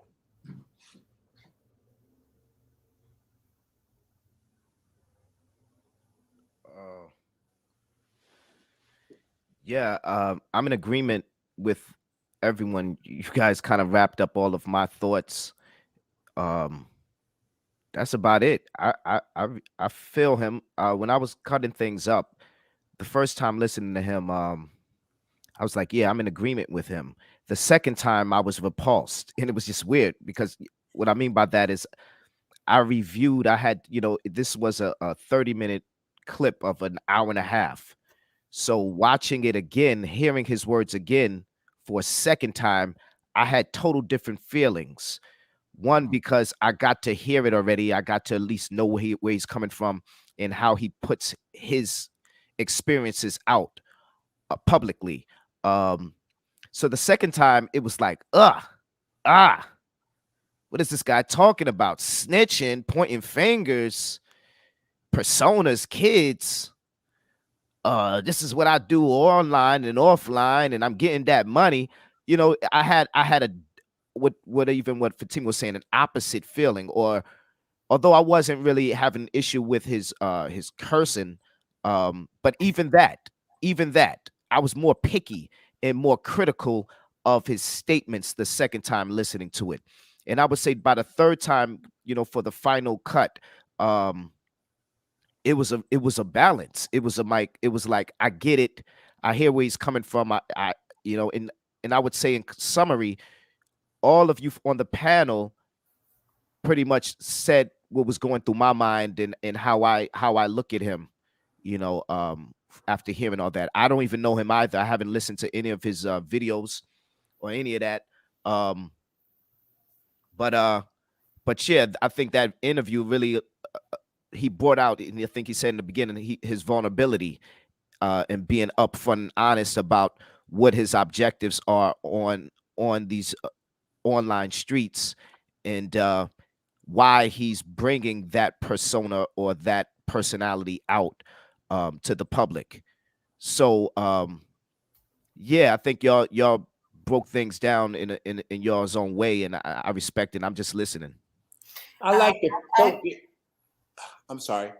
I was just reading some of the comments, and some of them are really interesting. Dea says we listen to and have the most opinions on the things that trigger us the most. I think that really says a lot in a very small sentence. We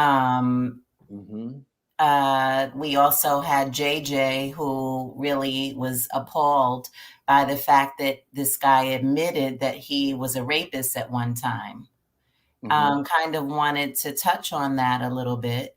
I don't condone that he was a rapist. I think that that's repulsive. However, he was able to admit some of his shortcomings, and express on his growth from that time, from that lower frequency of his time to the higher frequency of his time. So I think that it's noble that, being that he says he's a snitch, that he also snitched on himself, that he's not sitting here snitching on people and telling, that he on anyone who's coming into his community and subjecting his friends, his family, and his children to awful, things. And he hasn't, he's not acting holier than thou. He's saying, I remember being this, and probably someone should have snitched on my ass at the time. But since they didn't, and I'm here to tell the truth of who I was, who I am, and who I'm going to be, and who I'm going to continue to be. And I thought that was, cool. I don't. So Go ahead. I'm sorry. Oh, I was gonna say, so I'm not sure if you guys saw like the entire interview, but I had a chance to look through it. And when he referred to himself as a rapist, just like I'll give a little backstory. So basically what he was referring to was the fact that when he was a child, they used to run trains on girls. Oh, okay. And at that time, Still the same thing. yeah, he was saying that he didn't know that it was considered rape. He was just doing what all the other kids were doing. He's like, when he got older, he realized like that girl probably didn't want to do that. That girl probably didn't want to have sex with 2, 3, 4, 5, 6 guys. But that's how they got their sexual experience. That was part of their way. That was Right, it was a part of part of the their initiation. Their orgy. Right. It's like that's how you can tell. He's like, that's how you can tell who you were gonna make your girlfriend. If she wanted to have her train ran on her, you knew she wasn't the one. But if she didn't want, that's the one that you would pursue. And he's like, he learned that from his OGs. That's how they were commenced and brought into sex, and that's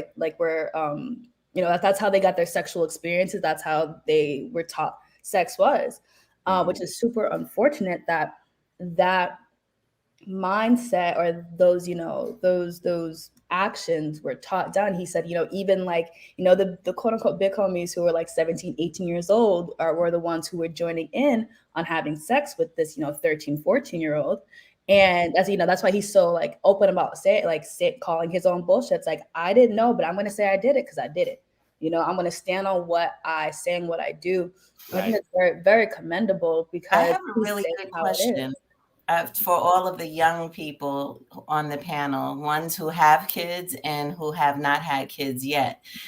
Now that you're being brought into a higher awareness, you're the all-seeing eye, and you've seen this, and you're hearing now there's a little bit more clarity on the background of this gentleman, what you said, which is something that at some point in time, whether either some people may have been subjected to it or they know someone who's been subjected to that. Now, knowing all of this, how do you feel about having kids? having kids, and how you are going to structure your raising of your royal minds. I'm literally going to Costa Rica and escaping everybody. That sounds like a commercial there, Viva. I'm escaping. I'm running away. I like that. I like to. Well, no, you asked the young. Carmen. Maybe we'll direct that one to you. I think about that all the time, and I'm honestly afraid. That's why I kind of refrain from thinking about having kids right now, because even with my sisters I lucked up with some, strong-minded sisters who know how to say no, So I feel like I'm too tough to send them a message the right way, because I've learned through my friends growing up, strict parents make sneaky children. And I've always had a lenient mother who, if I want to go outside, go ahead, just make sure you call me, not too late, not too like I was pretty good with that. So I didn't have a reason to be sneaky, but my friends, they were all doing things that I didn't do. And no matter what I said to them, like, no, let's not do that. I don't want to do that. Like, they'll leave me to do it. And it's like, you kind of got to blame the parents. So I don't want to sit there and blame myself for my kid making bad decisions, So I haven't really thought about what to do. The most I could think about is like what Ryan said, is moving away. But danger is everywhere. You can't avoid danger. You have to just learn how to face it or get through it and see how not to do it again. Like, everybody needs experience to know what not to do next time. So that's what I'm afraid of. My kid is going to have sex one day. My kid is going to get their heart broken one day. It's inevitable. It's just how they handle it. And the most I can do is be there for them when it happens. Let me see if I could shine a little light on that topic, because it's a beautiful one, and it's I am now representing your eyes, Putty, at 77. If you understand what I mean by that. I'm that part of your eyes, and there was a lot I've learned in reference to that particular subject. And it's beautiful. You understand? It's nothing to fear. As a matter of fact, it's something to embrace. But knowing is the key. Knowing what you're doing, why you're doing, and how it's done. Right. It's called immaculate. The immaculate concept.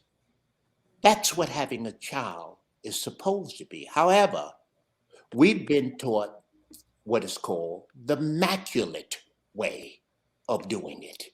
Maculate means stained, wrong, negative. As the young man said, the trains and all of these things, we don't know that sex is a blessed sacrament. It's one of the holiest sacraments on the planet for the angels. So to recreate that in the middle is actually recreating you. The reason why it's being made ugly is because they don't want you here. They don't want you to have the knowledge of recreation,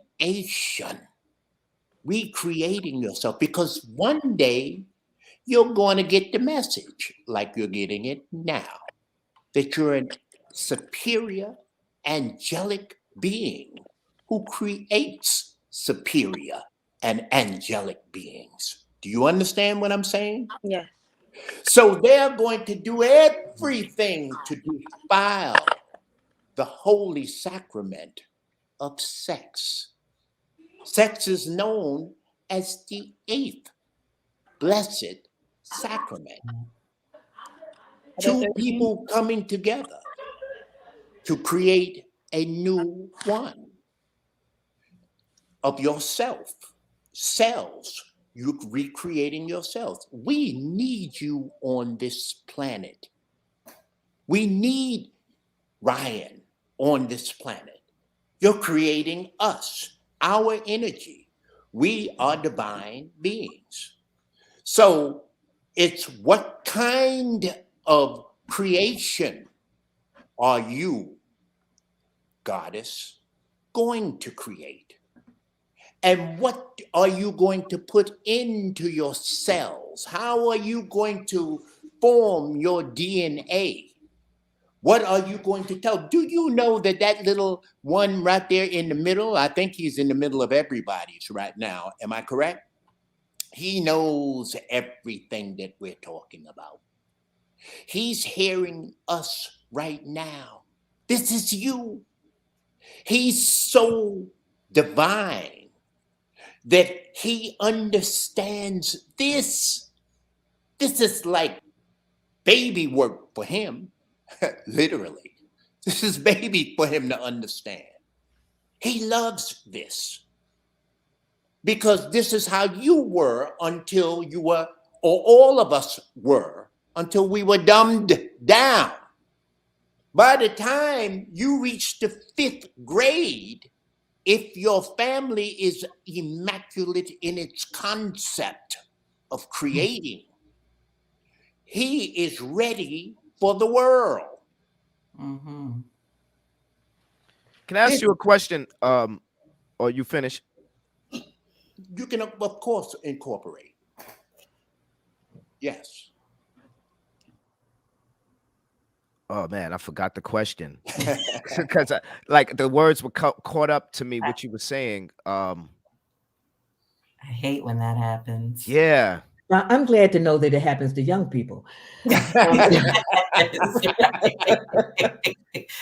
While you're pardoning me, because it will come, take a pen out and write it down, like I have to.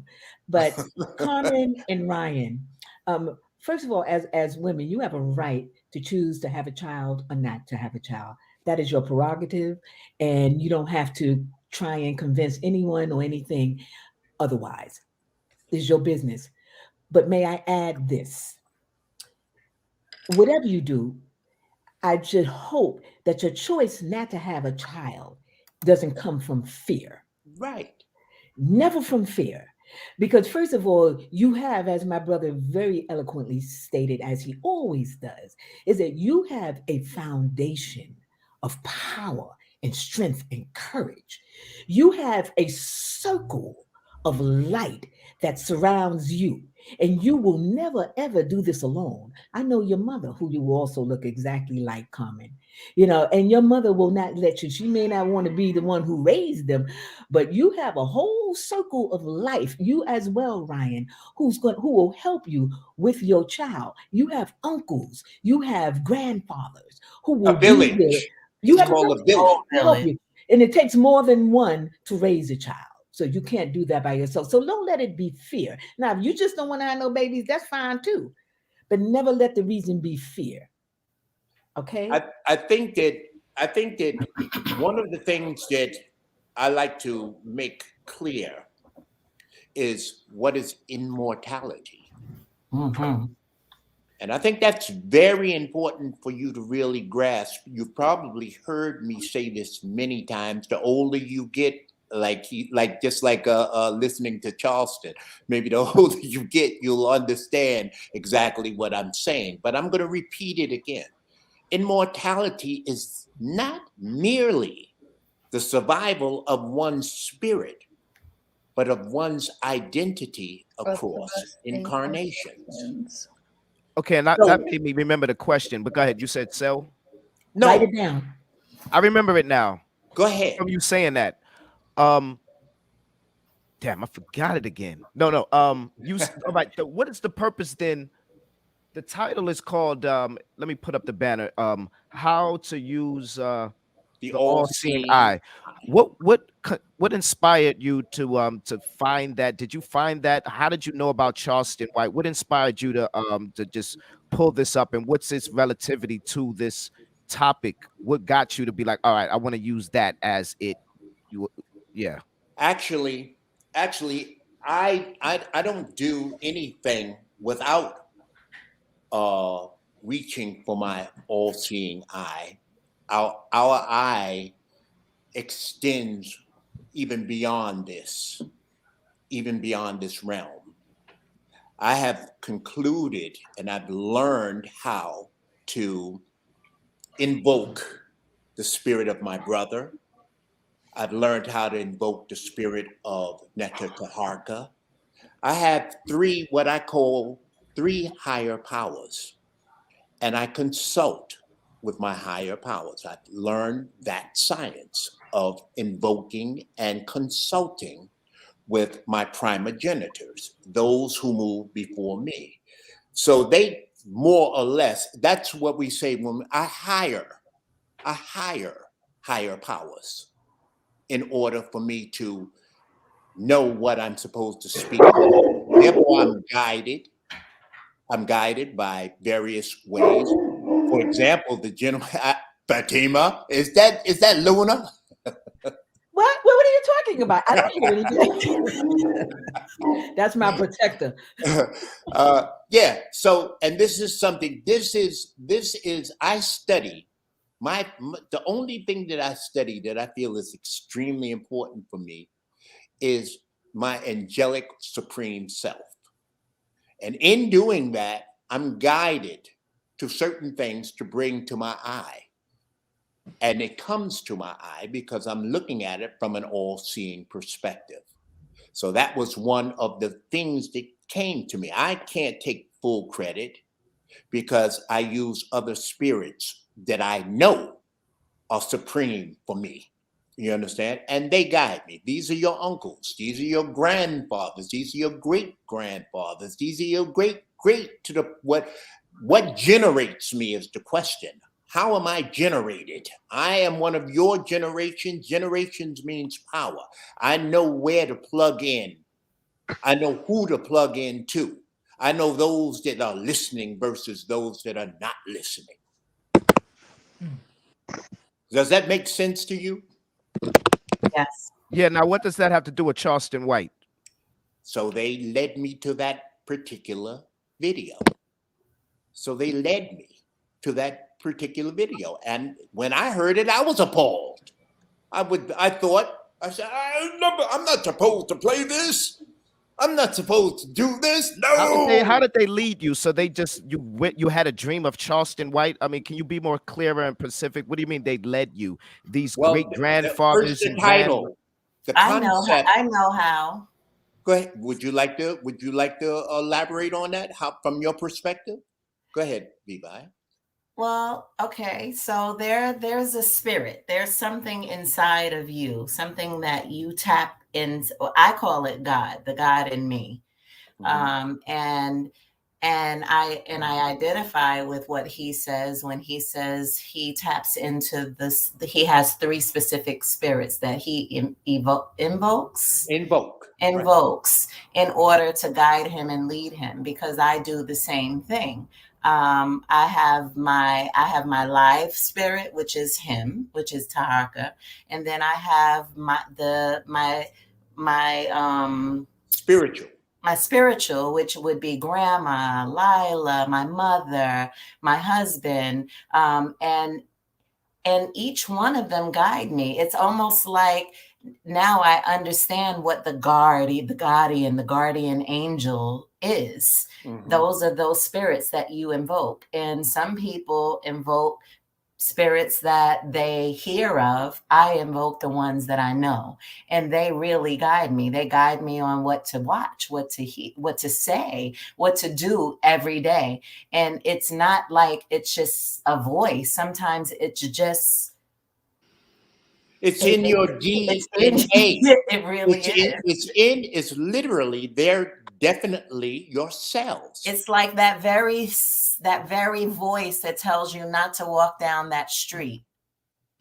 It's you're tapping into yourselves or yourself. You understand? And you will find that when you reach for your higher self, they're there. They'll always be. You were speaking about ESP. Is there a particular interface or program that one could tap in, as far as like a like there's Safari, Chrome? Is there a particular operating system that one could, you said, to connect to these generators and all that stuff? Can we just speak in a language that of today? The apps, the type of apps that are necessary. How do you apply that to yourself? How do you apply that to yourselves? Is that not specifically the application, but as far as the way the application is, the particular one specifically, like if everything, there's so much confusion, for example, as even how things started, and being able to target the particular light, the particular source, or let's call it a star, for example, or a concentrated ball of gaseous elements that's constantly tapped into other things and other things. What is the system? What is the system, and what is the proper operating system's name, or how does one apply it? If it was an iPhone, what is that we need to do and tap into? And again, what is Charleston White's relationship outside of, okay, it came to you by them and you tapped in, it's in the DNA, yada yada yada, respectfully. What is the particular terms and codes and mantras and thought processes? What is the operating system, and how do you applicate? What are the different protocols in order to get through and understand this process and operating system? That's what I was gonna say. Yeah. Yours looks so much better than mine. It's like people go to church, and in church they teach you about Jesus Christ, right? And people love to, pay homage to Jesus Christ and invoke his spirit for leadership, so to speak. Well, for us, it's this. It's lift it up, ladies, gentlemen. It's this. And it's not even, I don't want to sound cliche, right? But this is a family right here on this panel. This is an entire family, and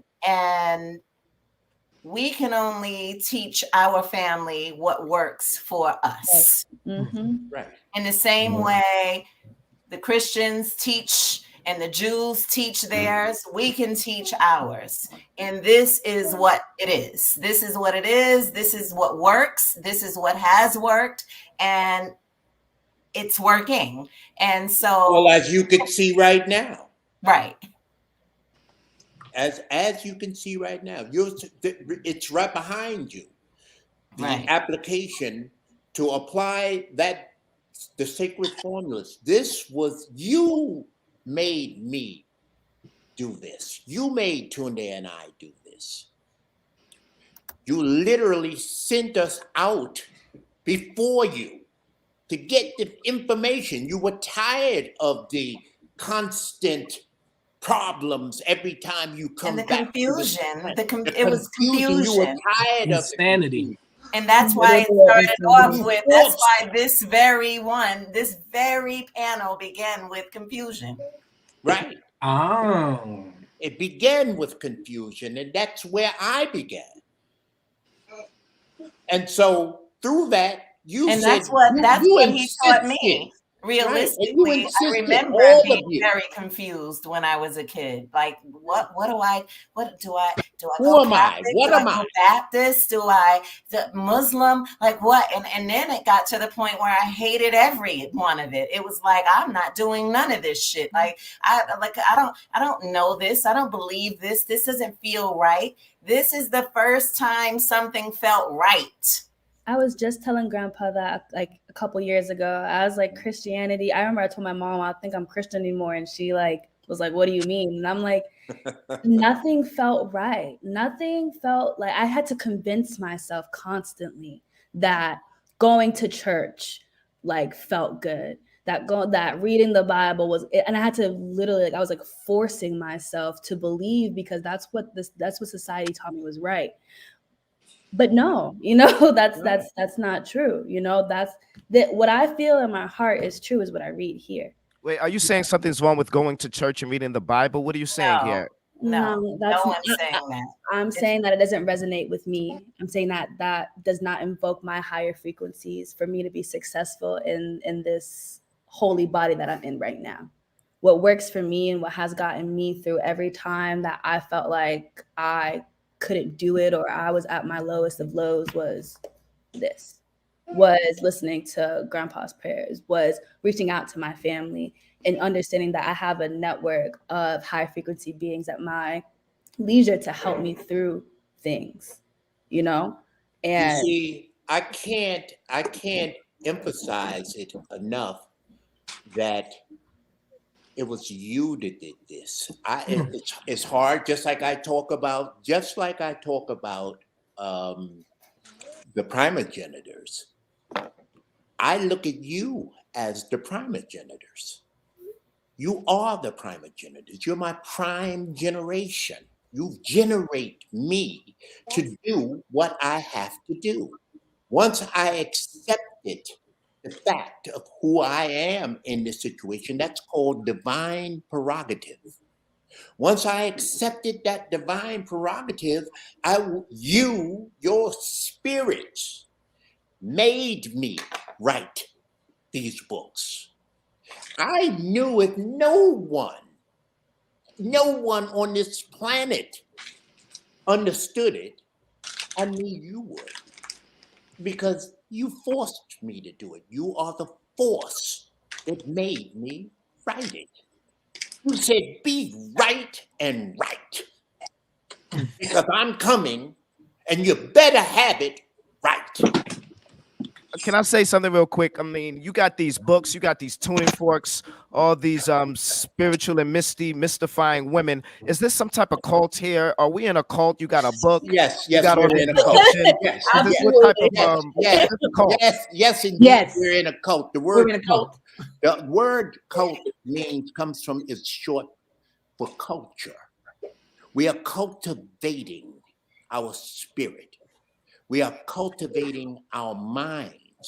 We are cultivating our. Don't drink the Kool-Aid. So we're in a cult. Is what you're saying, respectfully. Well, that's why it's me. I'm not going to give you the Kool-Aid. I'm going to give you the Fiji. I'm gonna give you the lemonade. I'm gonna give you the Fiji. I'm gonna give you the Fiji water. We need the alkaline water. We need the chlorophyll. Right, chlorophyll. Right. You see, I know how Tarek, Photon, we started out as a cult without us even trying. It was Inez Clayton, and prior to her, Arthur Phoenix, and back then they began this cult, this culture of the Phoenix, this culture of the Allens, this culture. They started that. So it's a family culture club, a culture code, a codex, a codon, If you like, I'd rather call it. You may call it a culture. I call it I like what Ryan was saying. I like Legion of Angels.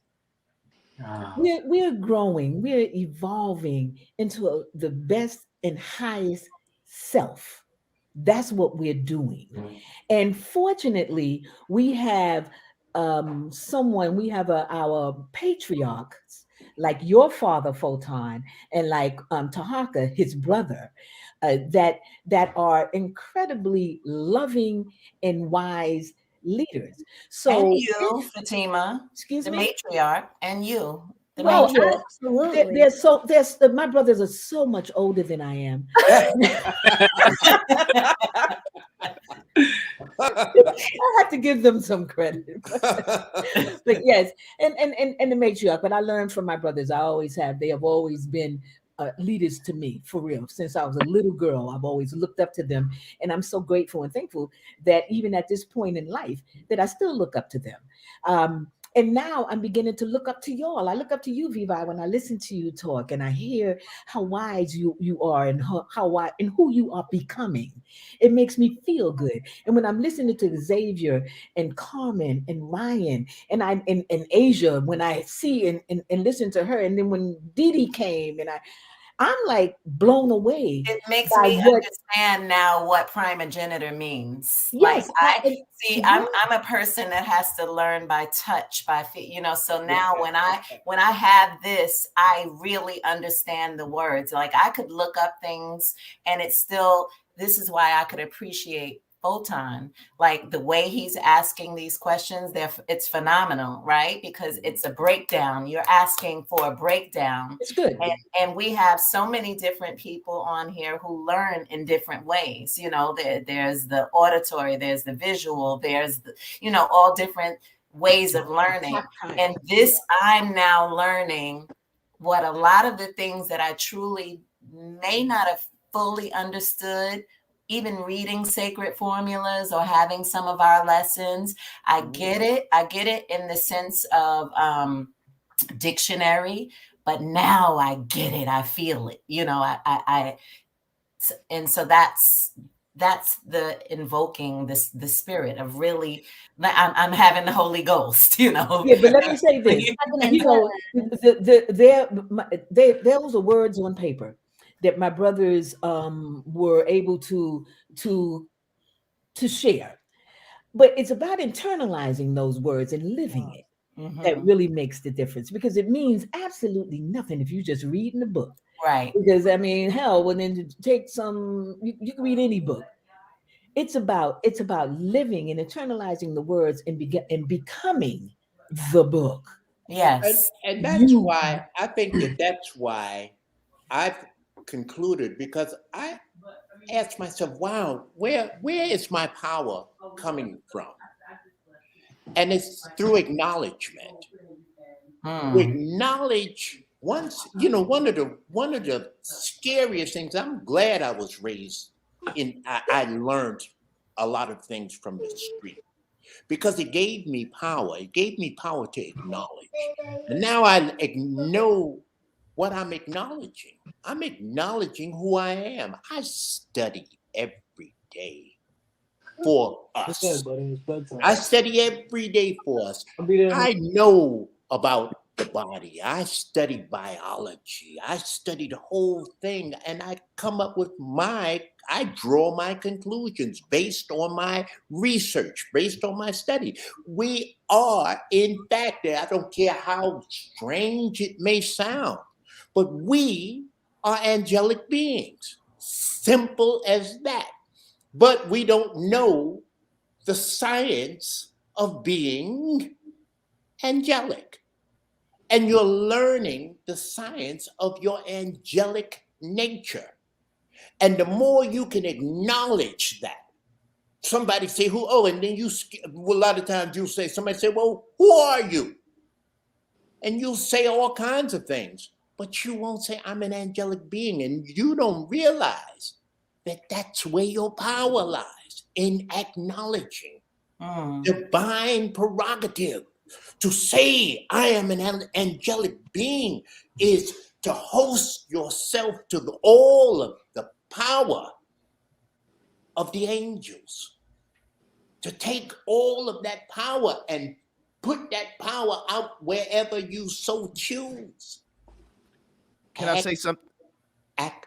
Acquire knowledge. Acquire the knowledge of, or the sacred formulas for raising that royal, divine, angelic mind. So it sounds like you're saying acknowledge this, and what I'm hearing from you guys is just to quantify it all when it comes to even this Charleston White. He has an operating system, but he needs to upgrade it. And one of the ways of upgrading it, or one of the updated operating systems, is what you're saying, or operating your body system and mind, body, and spirit system, is to get with this this sacred formulas code and this culture, this family culture that is and everyone has a family, but to upgrade that with certain family culture, tones, certain formulas, certain acknowledgments, as well as certain invocations and exvocations. Invoking, gentlemen, ladies and gentlemen, only mean to invoke or to bring into. Let's look at one thing. I'm going to make sure that I leave you with this understanding. The definition of supreme being. Supreme being, supernatural being. That means being supernatural. Conceived as perfect, omnipotent, omnipotent. That means knowing, all knowing. These are the attributes, and being the master of eternity. Now, these are apps. I'm trying to explain to you that these are applications. You're used to apps that this young man gives you. You don't know how many of you ever used the word omnipotent. How many use that? Because when you use it, it uses you. That's the beauty. That's the power. That's the simplicity of that's the working system of the divine self. So it works, it operates. When you use these powers, it's bilateral. It uses you as well. Now, all of a sudden, you find yourself omnipotent. Hold on, can I say something? Are you quantifying and even limiting? Because you said a little bit earlier when you was breaking things down about time and how to be on the application of immortal time rather than mortal time. That's one of the instances as far as releasing one from the spell of anxiety and compulsion disorder, etc. Now, as far as this this immortal time, by identifying it as your operating system, if we want to use this type of language. If we want to use this type of language of apps and operating systems to upgrade one's physical vessels, for example, or mental and spiritual, if we're using this immortal time as a as an archetype, right? Okay, as a measure of improvement, or speed. If we do that, are we limiting the immortal? And is that sinking us into a wormhole or matrixical disorder or order? And does that limit by finiting and putting this immortal time in a operating system? Can we fully operate in that system? Very good question. The beauty of the supreme being, or being supreme, that's again your prerogative. I'm a supreme being. You understand? And recognizing the supremacy of your being, you become a vessel that feeds, even using what is called your auromorphic field. Your children begin to feel this. They begin to extract this from your air. So it's about how you're going to be. Their DNA is being changed just by me being. I'm one of their generators. The generator is up. The generator is ready. The generator is powerful. You, by osmosis, are getting this information because I'm generating, you've already generated to me, and I'm generating it back to you. It's bilateral. Just watch me like And I watch you. And it's exciting. It's exciting. When I say exciting, my hair is standing up. I can't remember ever feeling excited about yourself. Anything, really. Like, yeah. About yourself. But this is exciting. This excites me. Like, I could say, oh, I would have preferred to be laying in my bed, playing Words with Friends or something like this. This was exciting. I'm excited to tune in every Sunday. I'm excited. This is how we go into the future. I'm excited to hear everyone and to learn more and to know and evolve. Like, it's just. And can you imagine how that excites me? So it's bilateral. It's bilateral excitement. It's bilateral empowerment. If I may, Photon, the answer to your question is yes. We are putting it in a box. We are putting it in a box. And we are opening the box and we are coming out of the box. It's whatever we see, whatever divine prerogative. It's right. That's it. It's all of that.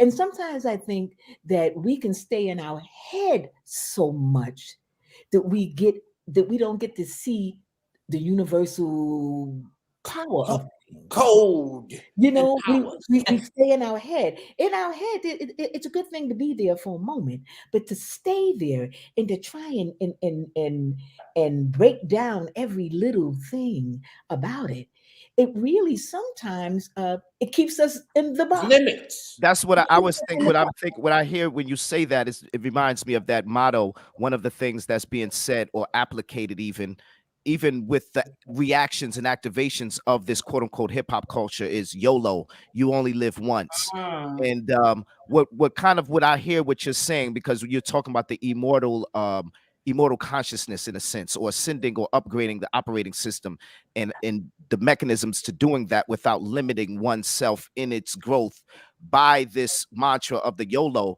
And so what I would say is, yeah, you only live once if you can, based upon it is one life, especially if one can maintain a consciousness of that life.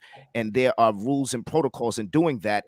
Yet there are those who want to live a life or maintain a life of something else. But at the same time, it's a one life. You hear what I'm saying? How the life is based upon it is. You only do live once when you really look at it. But I think the limitations is in the fear is calling people to misunderstand what that motto is truly saying. You only live once really means. Right. So that's what I'm hearing from this. Right. I like to. I'm taking a cue from one of our angels, Asia. And she says, can we start this at 8 p.m.? That is really the correct time to start at Asia. If we start, and I would love to start it at 8 p.m. next Lisa week. says this is midnight mass, Asia. Now sit through it. I was just getting ready to ask who Pretty Brown Eyes is. Is that Lisa? Oh, hey. Yeah. I love to hear. So what we were sent, or our mission, and I like to close up with our mission statement. You know, and some of you have heard me say this before, but every successful company, everybody has a mission statement. You can't even start a company without having Sure a can. mission statement. But if you ask any of us, what is our mission statement, even as a family, the beginning, what is our family mission statement? To We become miss it, angelic beings. right? What is our mission statement? Because if you know what your mission statement in from now on, all the way back to all of your children will know this mission statement that we're getting ready to state. You understand? If you notice in the beginning of this show, it tells you the mission statement. Our mission statement is clear. We are following the ancient order of Smai Tawi that goes back thousands and thousands of years. That is by bringing out the angelic being in ourselves.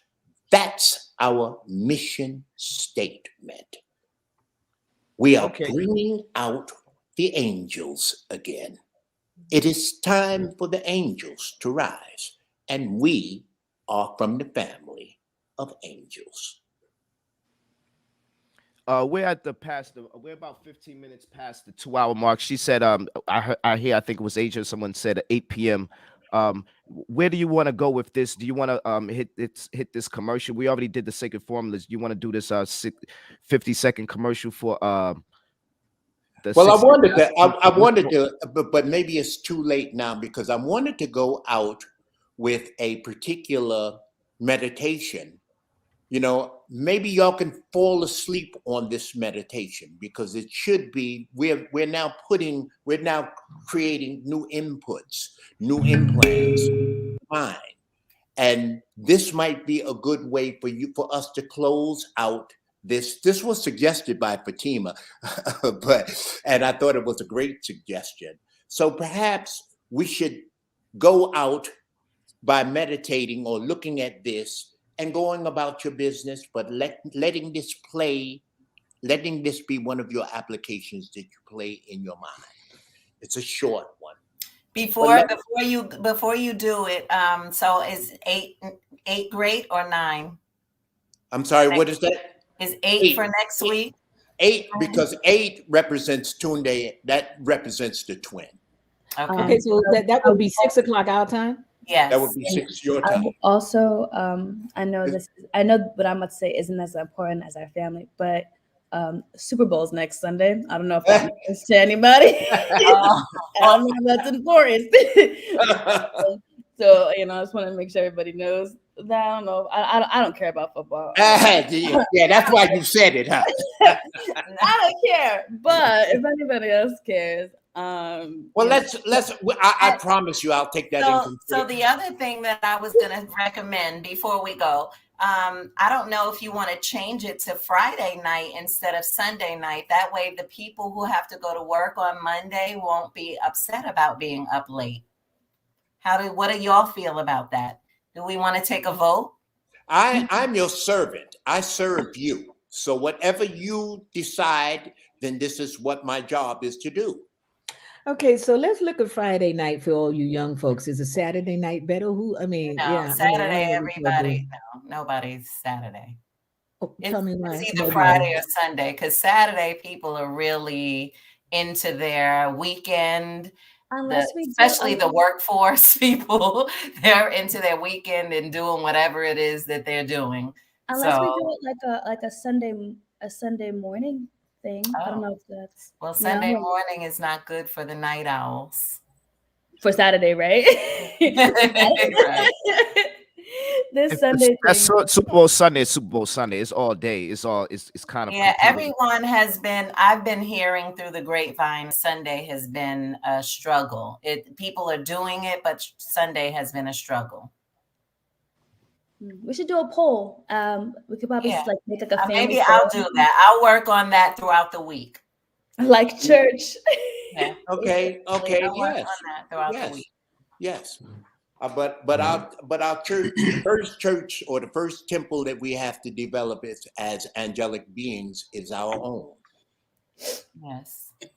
You know, our bodies, ourselves, our minds. Okay, so we're going to take this out with this meditation cipher. I hope that y'all can hang in there for a second and It's look at 13 it. minutes. Not to It's only interject. It's about 13 30. Yeah, minutes. it's 13 minutes. It's some transfigurational meditation. 13 minutes. Right. But this is an implant. Let's listen to it. Thank you, everyone.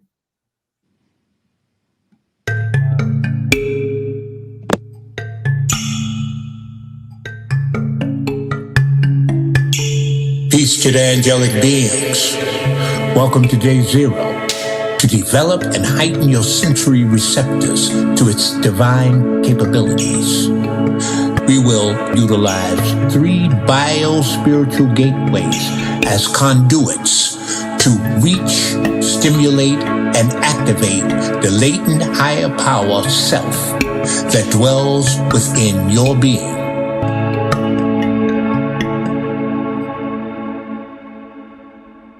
In our ESP 101 course, Preparing for the Awakening of the Higher Self, or Self, we will, through meditation, explore and exercise in the 3 bio-spiritual gateways that will be used to transport us to those dimensional realms of higher conscious communication. You will learn the basic spiritual and quantum mechanics involved in meditation. We will explore the mysteries of the 2nd bio-spiritual gateway, dreams, and its connection to heaven's gateway, atmospherically known as the ionosphere. We will also reconnoiter its relationship to Aru, the Kemetic heavens, also known as the abode of our immortal primogenitors, our supreme generators or eternal power base.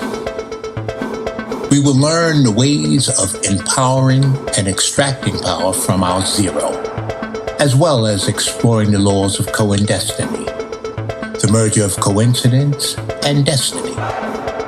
As we move into the final leg of our journey, we will review in preparation for our meeting in sacrosync with our higher self. Amsi Heru. Being aware, in our case, is recognizing the deprivation and limitations we're subjected to when operating as an unconscious being.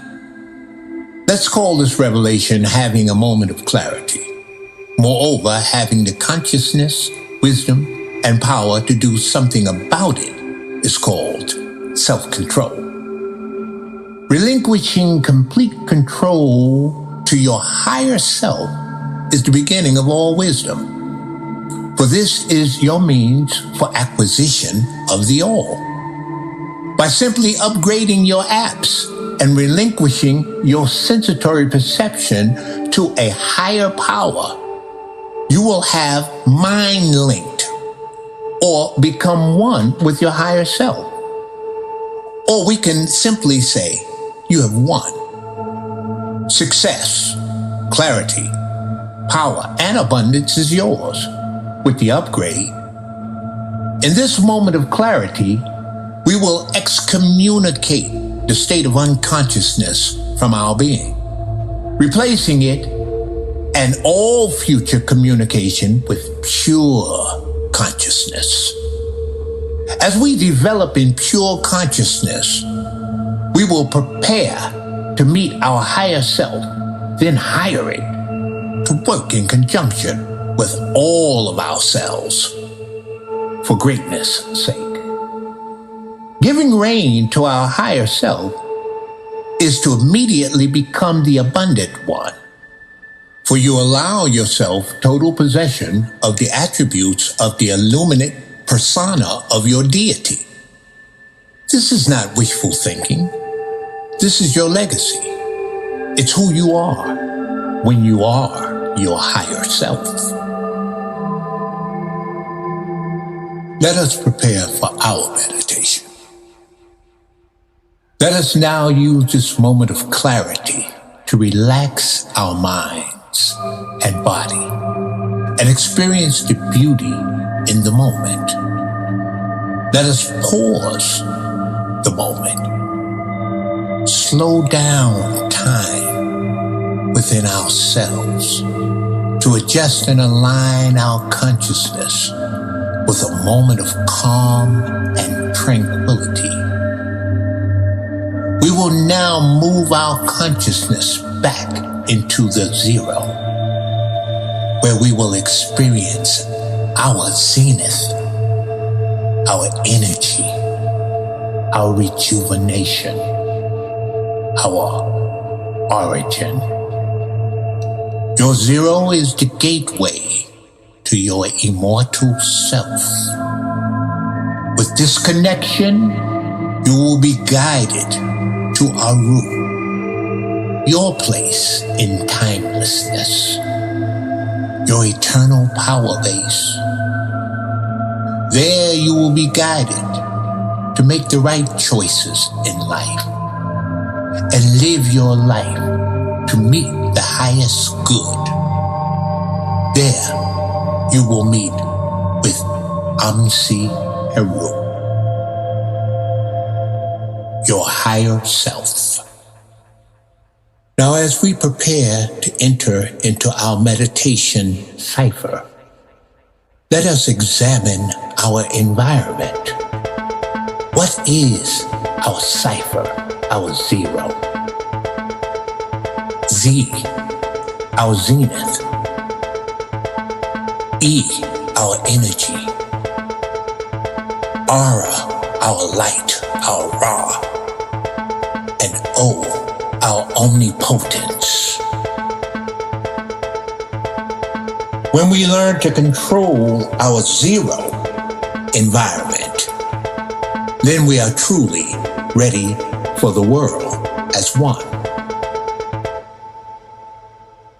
Now, Netters, let us manifest our new environment, starting at the zero. Find a comfortable position. Place your hands in your lap, palms upward. Close your eyes and calmly breathe these words of Hika, these words of power.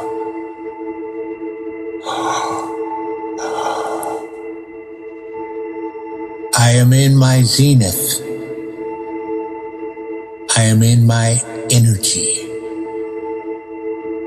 I am in my Ra.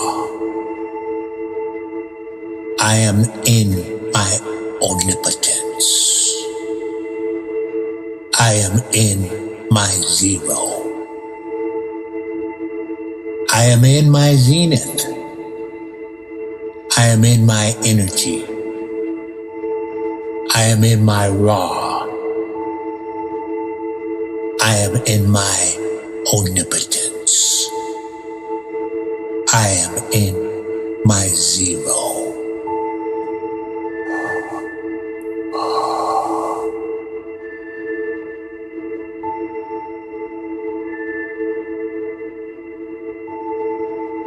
See your environment.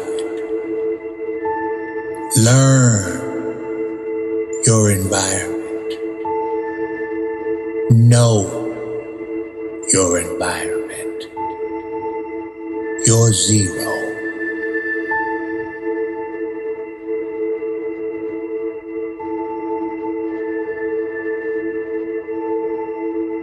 Now that you have empowered your word, zero,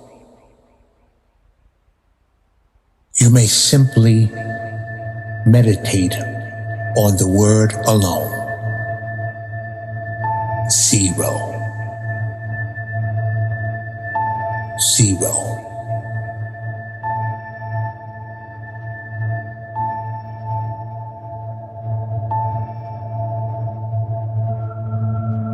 I will allow you space-time to familiarize yourself in your new environment.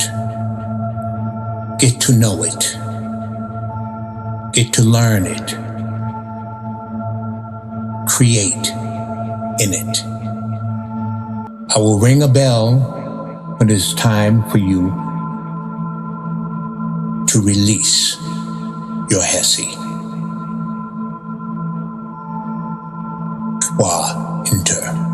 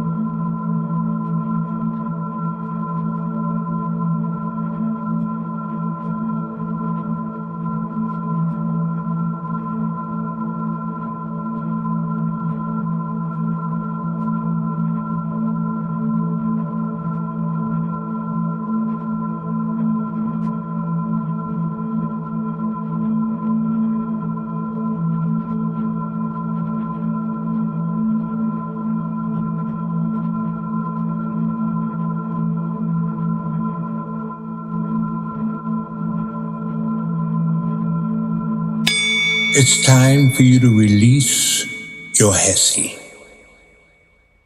your words of power. Please bring your awareness back into your body. Take a moment to relax, inhaling and exhaling deeply. When you feel ready, open your eyes.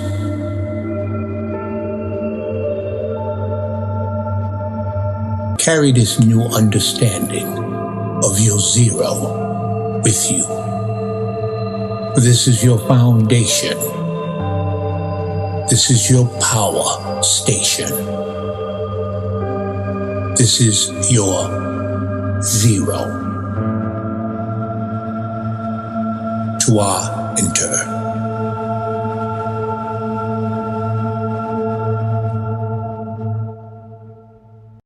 Why can't this word nigga be discarded? And why does this word command so much attention, fear, and anxiety? The 66 Attributes of the Nigga is a book written by Taharka and Tunde Ra Alim. It reveals the answers to these questions and explains why this title has left so many in a quandary. What are the 66 attributes of the nigga? What are the 100 attributes of the niggas? Learn the truth in the power word, nigga. Learn the power in its roots, the niggas.